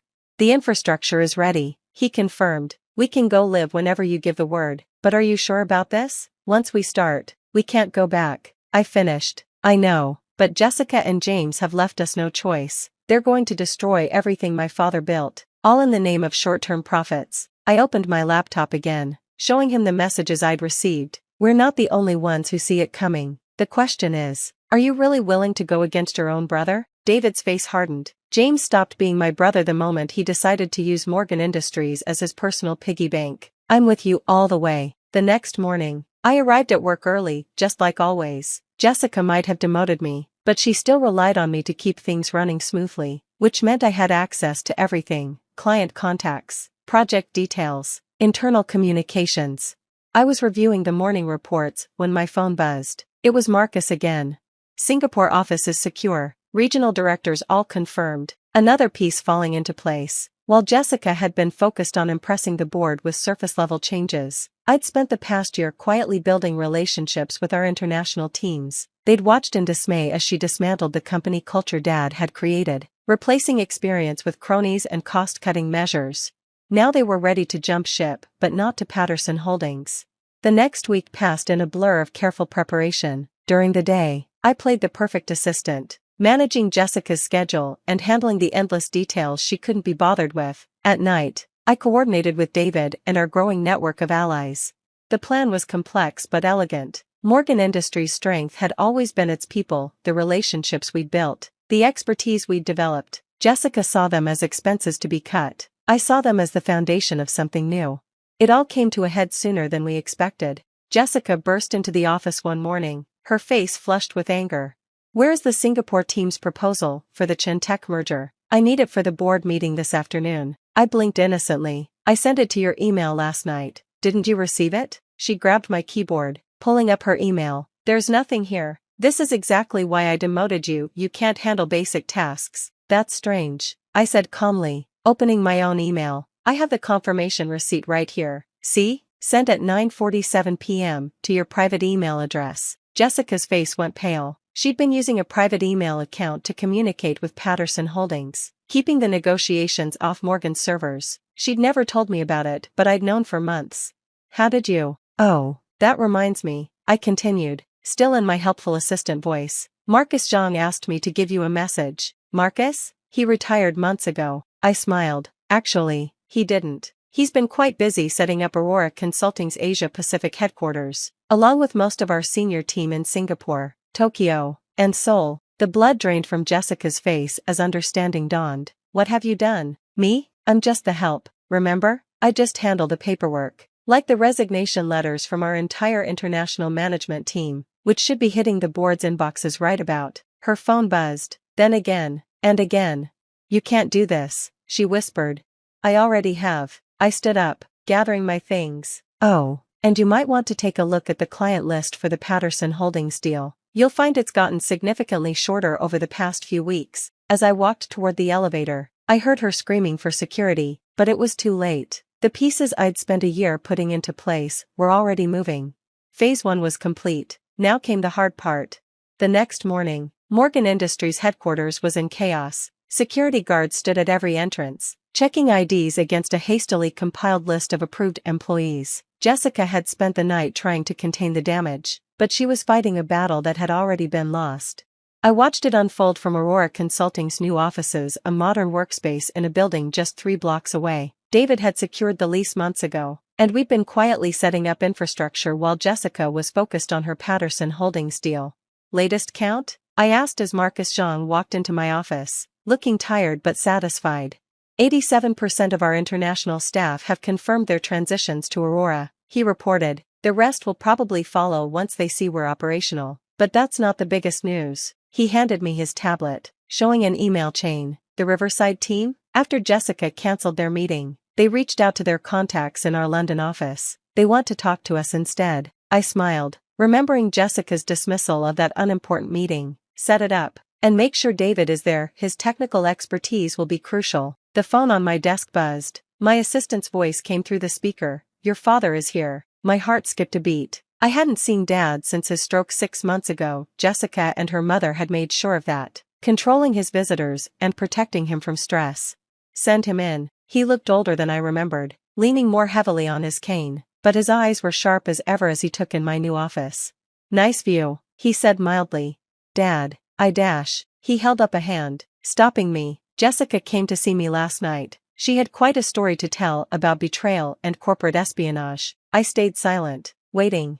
"She seemed to think you'd stolen the company's international division right out from under her." He settled into the chair across from my desk. "What she failed to mention was how you did it." "Everything was legal," I said carefully. "The employees who left chose to do so voluntarily. The clients who followed were free to take their business wherever they wanted." "Oh, I know that." A small smile played at the corners of his mouth. "What I want to know is how long you've been planning this." I took a deep breath. "Since the day I found Jessica's mother altering your succession plans while you were still in the hospital." His expression darkened. "Ah, I wondered about that. I saw what was coming, Dad. I knew once they got control, they'd start dismantling everything you built. The Patterson Holdings deal was just the beginning." "Patterson Holdings?" He sat up straighter. "Charles Patterson's Vulture Fund?" I nodded, pulling up the details on my laptop. Jessica and James arranged to sell them controlling interest in Morgan's domestic operations. They were planning to gut the company, layoffs, outsourcing, selling off divisions for quick profits. Dad was silent for a long moment, studying the documents. Finally, he looked up at me with something like pride in his eyes.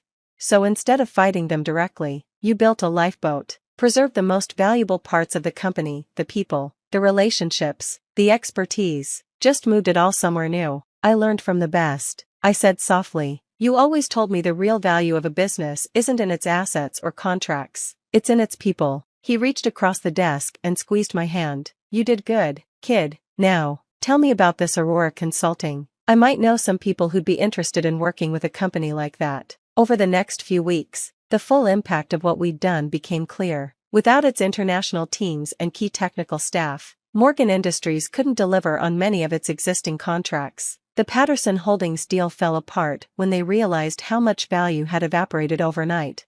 Jessica was furious. Of course, she tried everything: lawsuits, smear campaigns, even attempted to freeze Dad out of the company completely. But she'd forgotten one crucial detail. Dad might have stepped down as CEO, but he still controlled a significant portion of voting shares.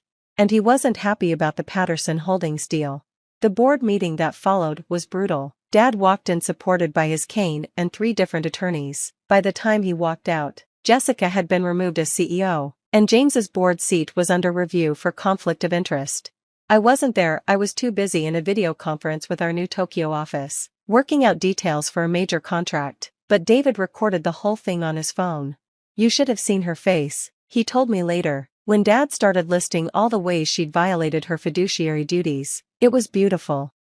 But the real satisfaction came 2 months later, when the dust had settled. Aurora Consulting had not only survived its dramatic birth, it was thriving. Our small startup had offices in 6 countries, a client list that included some of the biggest names in tech, and a corporate culture that put people first.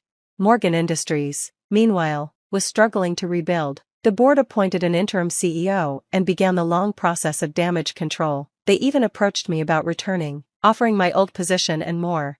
I declined politely. That chapter of my life was closed. Then came the day Jessica showed up at my office.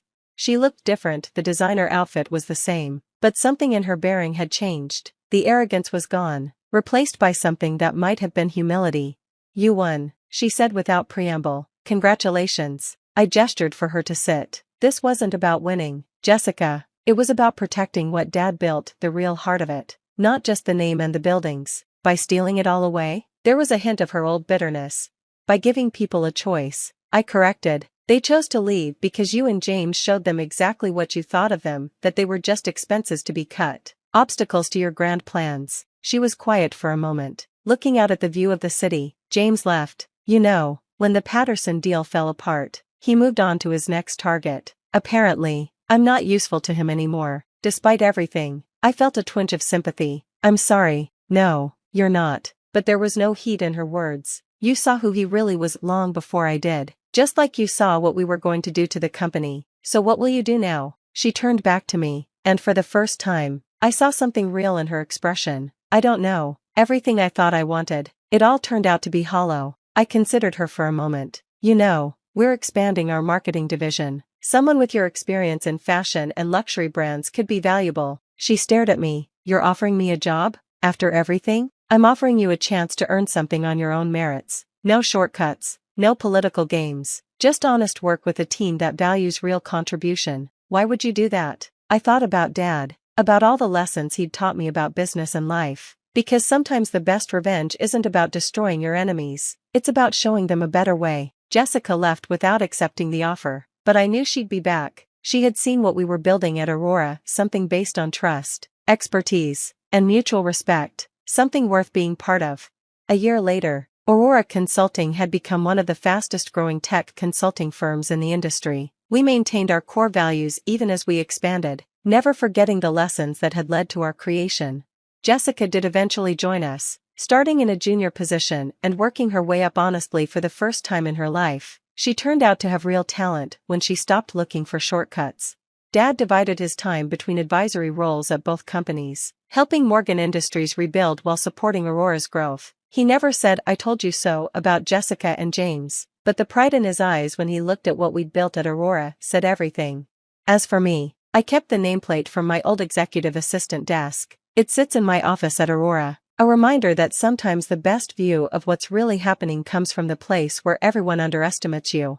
Because in the end, Jessica had been right about one thing: I was just the help. I had helped build something new from the ashes of her destruction. I had helped save jobs and preserve relationships that took years to build. I had helped create a company that reflected the values I believed in. And sometimes, that's the best revenge of all.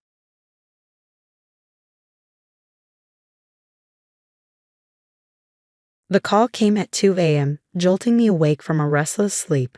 The number was unfamiliar, but something made me answer anyway. Emma?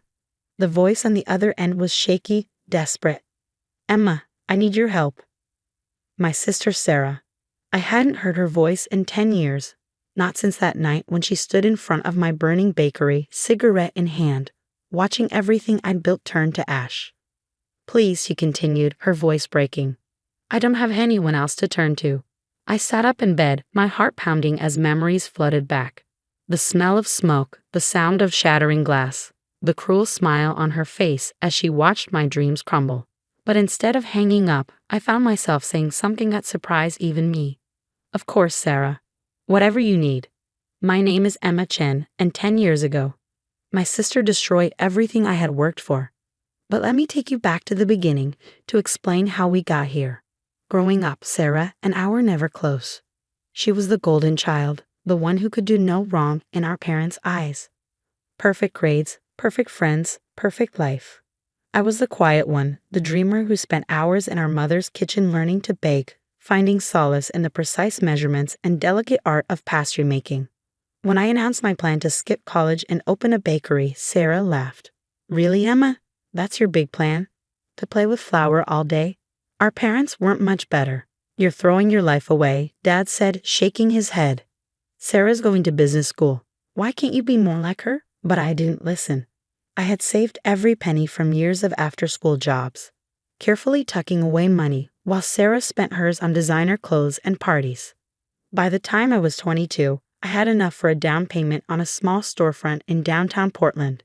Sweet Dreams Bakery wasn't much at first. The walls needed paint, the equipment was secondhand, and the location wasn't ideal. But it was mine. Every morning at 4 a.m., I'd unlock those doors, fire up the ovens, and start creating. My signature lavender macarons became a local favorite. The wedding cake orders started rolling in. Slowly but surely, my little bakery began to thrive. Sarah, meanwhile, dropped out of business school after 2 years. It's boring, she complained to her parents. I need to find myself. They nodded sympathetically and increased her monthly allowance. I didn't care. I was too busy building my dream. By year 3, Sweet Dreams had developed a loyal following. My Instagram page had thousands of followers and local food blogs were taking notice. I hired 2 full-time employees and was planning to expand into the vacant space next door. Then Sarah showed up at my door one rainy Tuesday afternoon. Nice place, she said, looking around with an expression I couldn't quite read. Mom mentioned you were doing well. It was the first time she'd visited in the 3 years I'd been open. She wandered around the shop, running her finger along the display cases, examining everything with critical eyes. You know, she said finally, I've been thinking about getting into the food business myself. Maybe we could partner up? You've got this whole baking thing down, but you could use some real business expertise. I nearly dropped the tray of cookies I was holding. Partner up? Yeah, let's be honest, Emma. You're good at the whole cooking thing, but business, marketing, finance, that's my world. We could make this place huge. I took a deep breath, carefully setting down the tray. Sarah, I appreciate the offer, but I'm doing fine on my own. The business is growing steadily, and I have plans for expansion already in motion. Her face darkened. Seriously, you're turning me down. After everything I could bring to this? What exactly would you bring, Sarah? You dropped out of business school. You've never held a real job. This is my business, my dream. I built it from nothing. Right, she sneered. Your dream, your precious little bakery. Well, good luck with that, sis. Hope it all works out for you. She stormed out, leaving the bell of the door jingling in her wake. I should have known then that something was wrong. Should have recognized the look in her eyes. But I was too busy, too focused on my plans for expansion. 2 weeks later, I got the call that would change everything. It was just past midnight when my phone rang. Ms. Chen, this is the fire department. There's been an incident at your business. I broke every speed limit getting downtown, but by the time I arrived, it was too late. Sweet Dreams was engulfed in flames, orange and red tongues licking at the night sky. And there, across the street, stood Sarah, watching it burn. "Guess your dream went up in smoke," she said, taking a long drag from her cigarette. "Such a shame. If only you had a partner to help you manage things better, make sure all the safety protocols were in place." I stared at her, reality crashing down like a wave. "You did this." She shrugged, flicking ash onto the sidewalk. "Prove it." And she was right, I couldn't. The fire investigation revealed that someone had broken in and deliberately set the fire, but there was no concrete evidence pointing to Sarah. The security cameras had been disabled. The insurance company fought the claim, citing suspicious circumstances. In the end, I was left with nothing but ashes and debt. Our parents, predictably, chose not to get involved. "We can't take sides," Mom said when I tried to tell them what Sarah had done. "You girls need to work this out yourselves." I left Portland a week later, unable to bear the sight of my ruined dreams. I moved to Seattle, started over with nothing but the recipes in my head and the determination in my heart. It took years of hard work, but I slowly rebuilt my life. Not with a bakery this time. The thought of opening another one was too painful.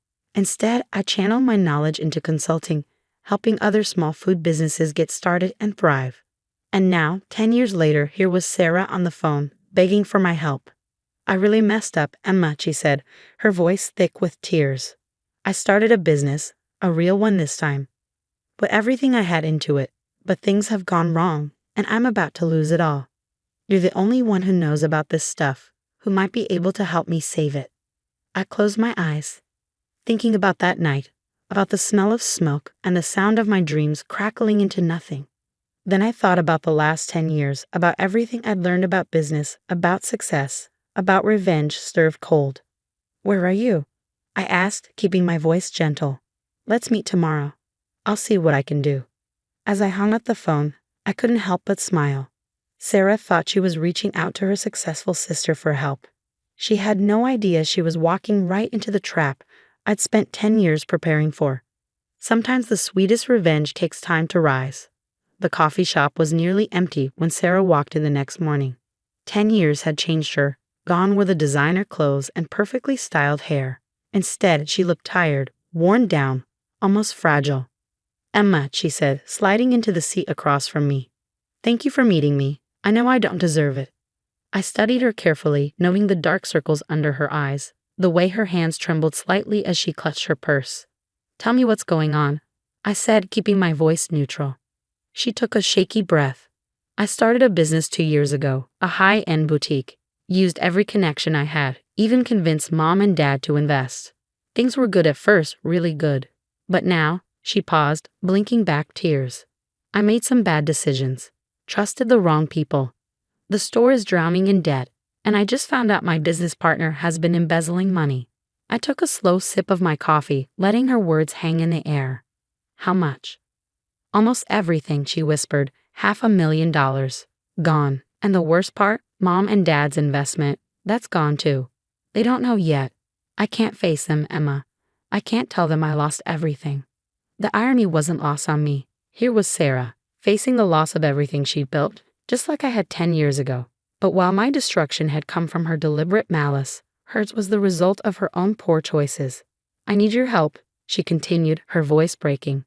"You're the only one I know who understands business, who might know how to fix this. Please, Emma.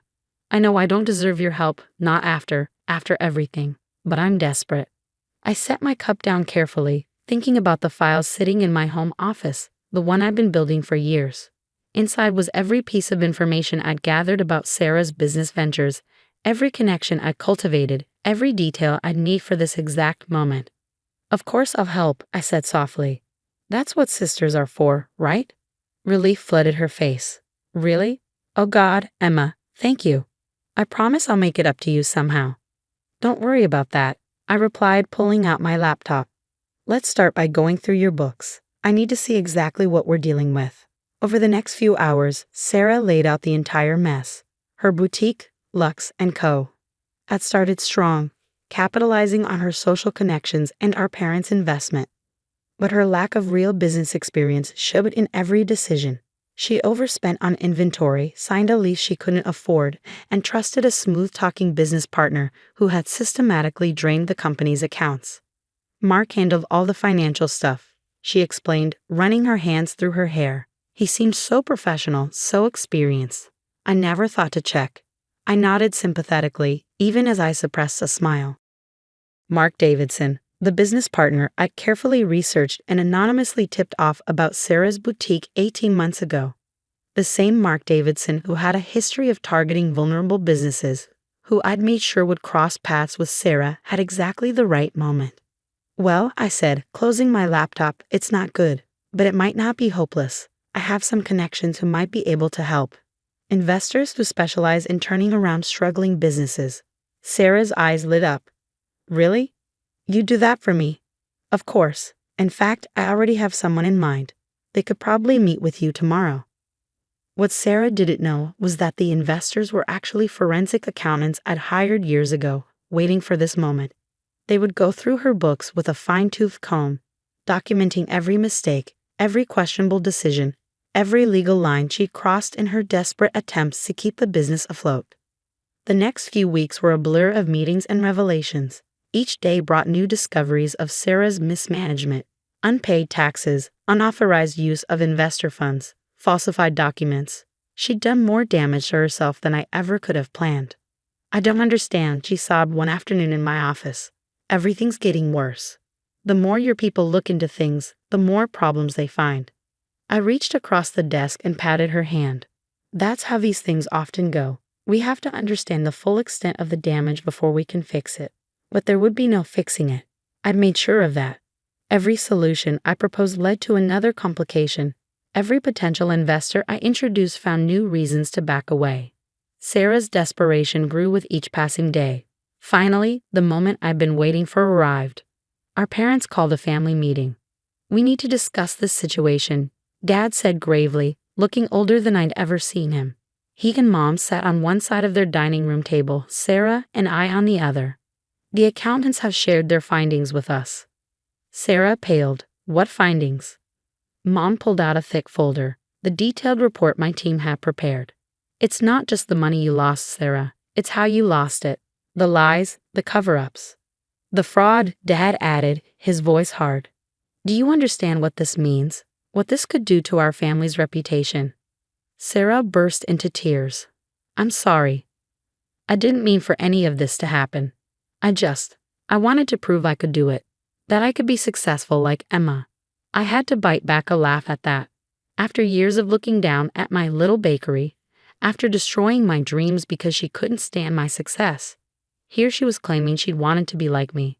Well, I said, finally speaking up, maybe this is a good opportunity for some honesty. Since we're all here, there's something I think we should discuss. I pulled out my own folder, the one I'd been saving for 10 years. What's that? Sarah asked, wiping her eyes. Evidence, I replied calmly. Security camera footage from the buildings across from my bakery, witness statements, chemical analysis of the accelerant used in the fire. Everything the original investigation missed, or chose to ignore, about what really happened that night. The color drained from Sarah's face. What are you talking about? You know exactly what I'm talking about, I said, my voice steady. The night you burned down Sweet Dreams. The night you destroyed everything I'd worked for because you couldn't stand to see me succeed on my own.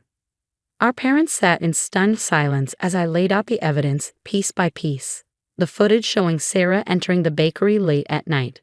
The receipts for the materials used to start the fire.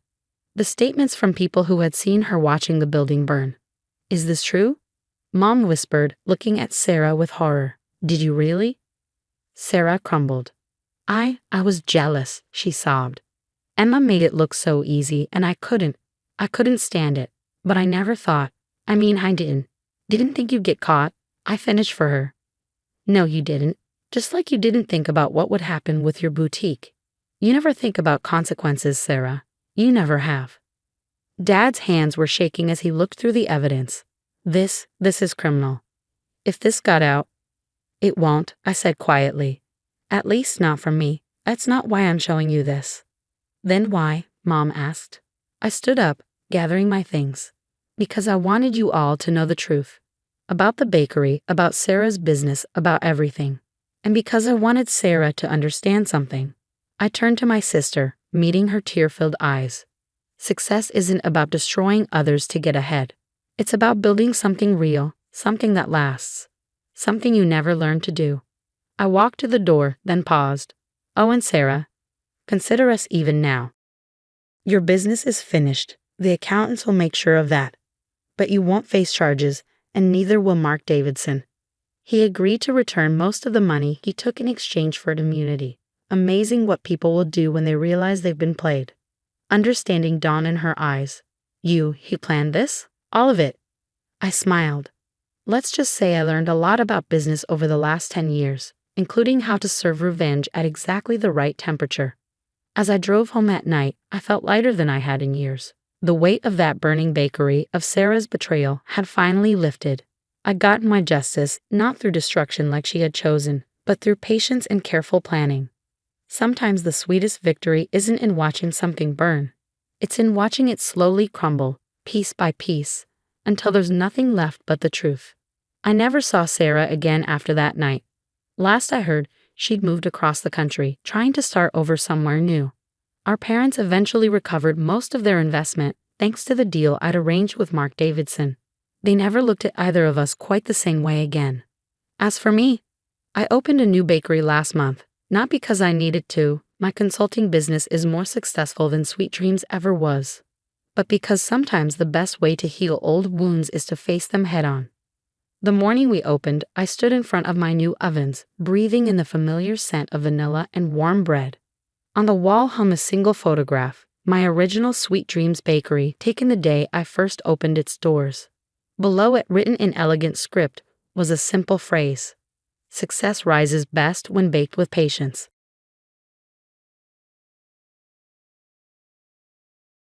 The notification from my bank popped up on my phone as I was arranging flowers on my grandmother's grave. $2 million. Transferred. My hands trembled as I read the message, anger and disbelief washing over me in waves. Michael had actually done it. He'd taken my inheritance without even asking. My name is Emma Chin, and at 34, I never thought I'd be standing at my grandmother's grave realizing my husband of 8 years had betrayed me in the worst possible way. The flowers I held, white lilies, Grand's favorite, suddenly felt heavy in my hands. I had just lost the woman who raised me, who taught me everything I knew about business and self-respect, and now my husband had stolen the last gift she'd given me. The inheritance wasn't just money. It represented years of my grandmother's hard work building her real estate empire from nothing after immigrating to America with just $100 in her pocket. My phone buzzed again. A text from Michael. Don't freak out when you see the transfer. I'm using it to fund revengestories A. This is our big break, babe. Your inheritance is finally going to mean something. I stared at his message, my vision blurring with tears of rage. Our big break? My inheritance finally meaning something. The money had meant everything. It was my grandmother's legacy, her way of ensuring I would always be independent, just like she had been. But Michael had never understood that. To him, money sitting in an account was money wasted. He'd been pushing his tech startup for years, burning through our savings while chasing his dreams of Silicon Valley glory. I'd supported him, believed in him, even when things got tight. But this, taking my inheritance without even asking, this was different.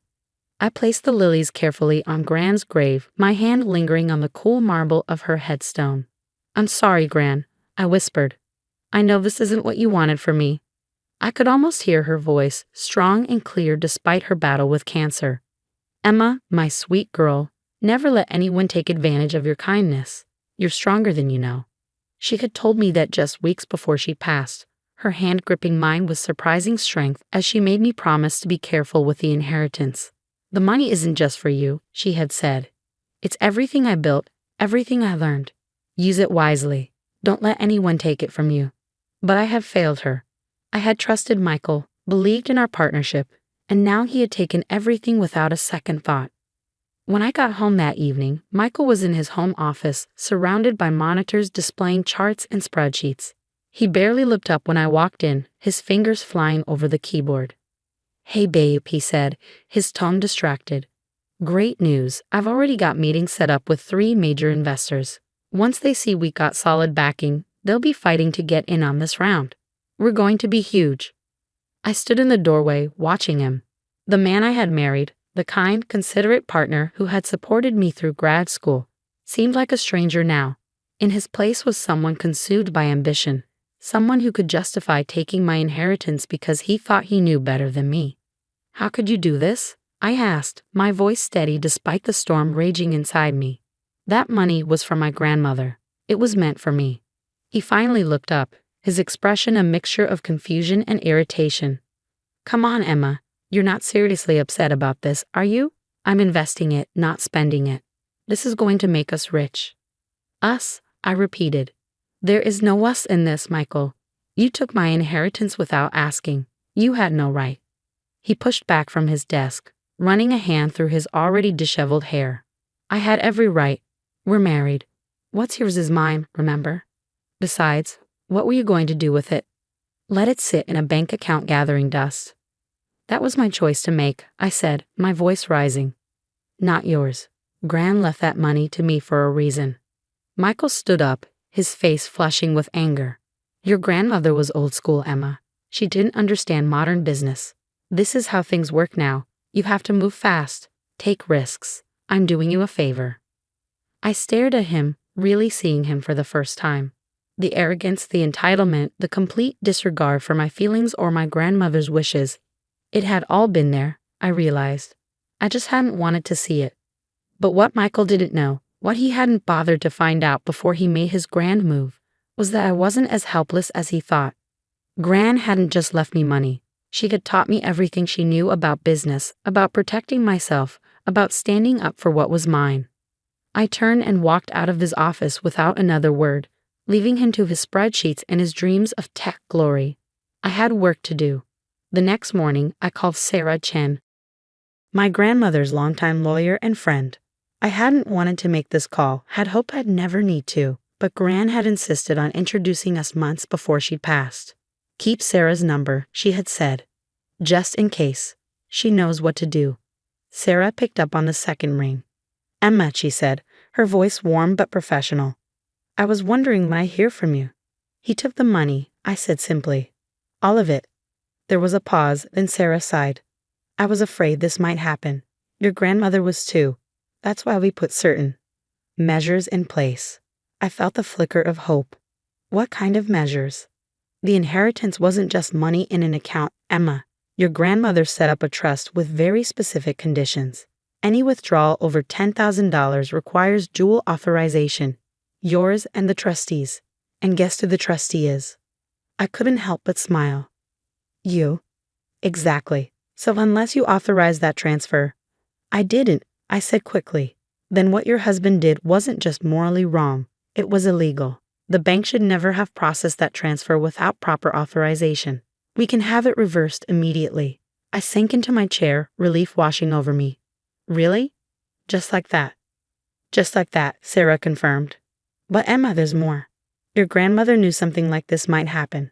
She left instructions. If anyone tried to access the trust illegally, they would trigger certain clauses. Would you like to know what those are?" I thought about Michael sitting in his office, so sure of himself, so convinced he knew better than everyone else. "Yes," I said firmly. "Tell me everything." That evening, as I reviewed the documents Sarah had sent over, Michael burst into my home office, his face red with anger. "The transfer was reversed," he shouted, waving his phone at me. "What did you do?" I looked up calmly, channeling my grandmother's quiet strength. "I didn't do anything, Michael. The trust did exactly what it was designed to do, protect my inheritance from unauthorized access." He froze, confusion replacing his anger. "What trust? What are you talking about?" "The trust my grandmother set up," I explained, my voice steady. "Did you really think she'd just leave $2 million in a regular bank account? Gran was smarter than that. She built an empire from nothing. She knew how to protect what was hers." Michael's face paled as the implications sank in. But we're married. I had every right to." "No," I cut him off. "You didn't. And by attempting to access the trust without authorization, you've triggered some interesting clauses that Gran put in place." "Clauses?" His voice cracked slightly. "What clauses?" I stood up, gathering the papers Sarah had sent. "Well, for starters, your attempted theft has been reported to the bank's fraud department. They're launching an investigation into RevTech's finances. Standard procedure when someone tries to misappropriate trust funds. Michael stumbled back, collapsing into a chair. You can't be serious. Emma, this will ruin everything. The investors, the series of funding. That's not all, I continued, ignoring his protests. Gran was very specific about what should happen if someone tried to steal from the trust. The clause triggers an immediate audit of all shared accounts and assets. Everything will be scrutinized, Michael. Everything. His face went from pale to ashen. I knew why. The creative accounting he'd been doing with our joint accounts, the money he'd borrowed from my personal savings for his startup, it would all come to light. You're bluffing, he said, but his voice trembled. You wouldn't do this to me. To us. I'm not doing anything, I replied. These are just the consequences of your actions. You chose to take what wasn't yours. Now you get to deal with what happens next. He stood up abruptly, running his hands through his hair. We can fix this, he said desperately. I'll call the bank, explain it was a misunderstanding. We can stop the investigation before it starts. I shook my head. It's too late for that. The process has already begun. This is insane, he exploded. I'm your husband. I was trying to help us build a future together. Your grandmother would have understood that. The mention of Gran made my blood boil, but I kept my voice calm. No, Michael. Gran understood exactly what kind of person you are. That's why she protected me from you. He stared at me, his expression hardening. Protected you? From me? I've given you everything. A beautiful home, a comfortable life. You haven't given me anything, I cut in. I earned my own way. The house? I pay for most of it with my salary while you chased your startup dreams. The comfortable life? I worked for that too. You've been so focused on your big break that you never noticed I was the one holding everything together. Michael's face twisted with rage. You ungrateful. He stopped himself, taking a deep breath. Fine, let's talk about this rationally. What do you want? Name your price to stop the investigation. I almost laughed at his attempt to negotiate. This isn't a business deal, Michael. This is about trust, respect, and consequences. You broke my trust when you tried to steal my inheritance. Now you get to face the consequences. He stormed out of the office, slamming the door behind him. I heard him stomping around upstairs, drawers opening and closing. A few minutes later, he came back with a packed bag. I'm staying at a hotel, he announced. When you're ready to be reasonable, call me. I watched him leave, feeling oddly calm. This wasn't how I had imagined my marriage ending, but in a way, it felt inevitable. Michael had shown his true colors, and there was no going back from that. The next few weeks were a whirlwind of legal meetings and financial discussions. The audit revealed exactly what I had suspected. Michael had been siphoning money from our joint accounts for years, using it to fund his startup while covering up the transfers with creative bookkeeping. Sarah was ruthless in pursuing every detail, every discrepancy. Your grandmother warned me about him, she told me during one of our meetings. She said he reminded her of your grandfather, charming, ambitious, but with no moral compass when it came to money. I hadn't known much about my grandfather. He had left Gran when my mother was young, taking most of their savings with him. Gran had rebuilt everything from scratch, turning her small real estate investments into a thriving business. Why didn't she tell me? I asked Sarah. She tried, in her way, Sarah replied gently, but she knew you had to learn some lessons for yourself. That's why she set up the trust the way she did, to protect you when you needed it most. As the investigation continued, RevTech's investors started pulling out.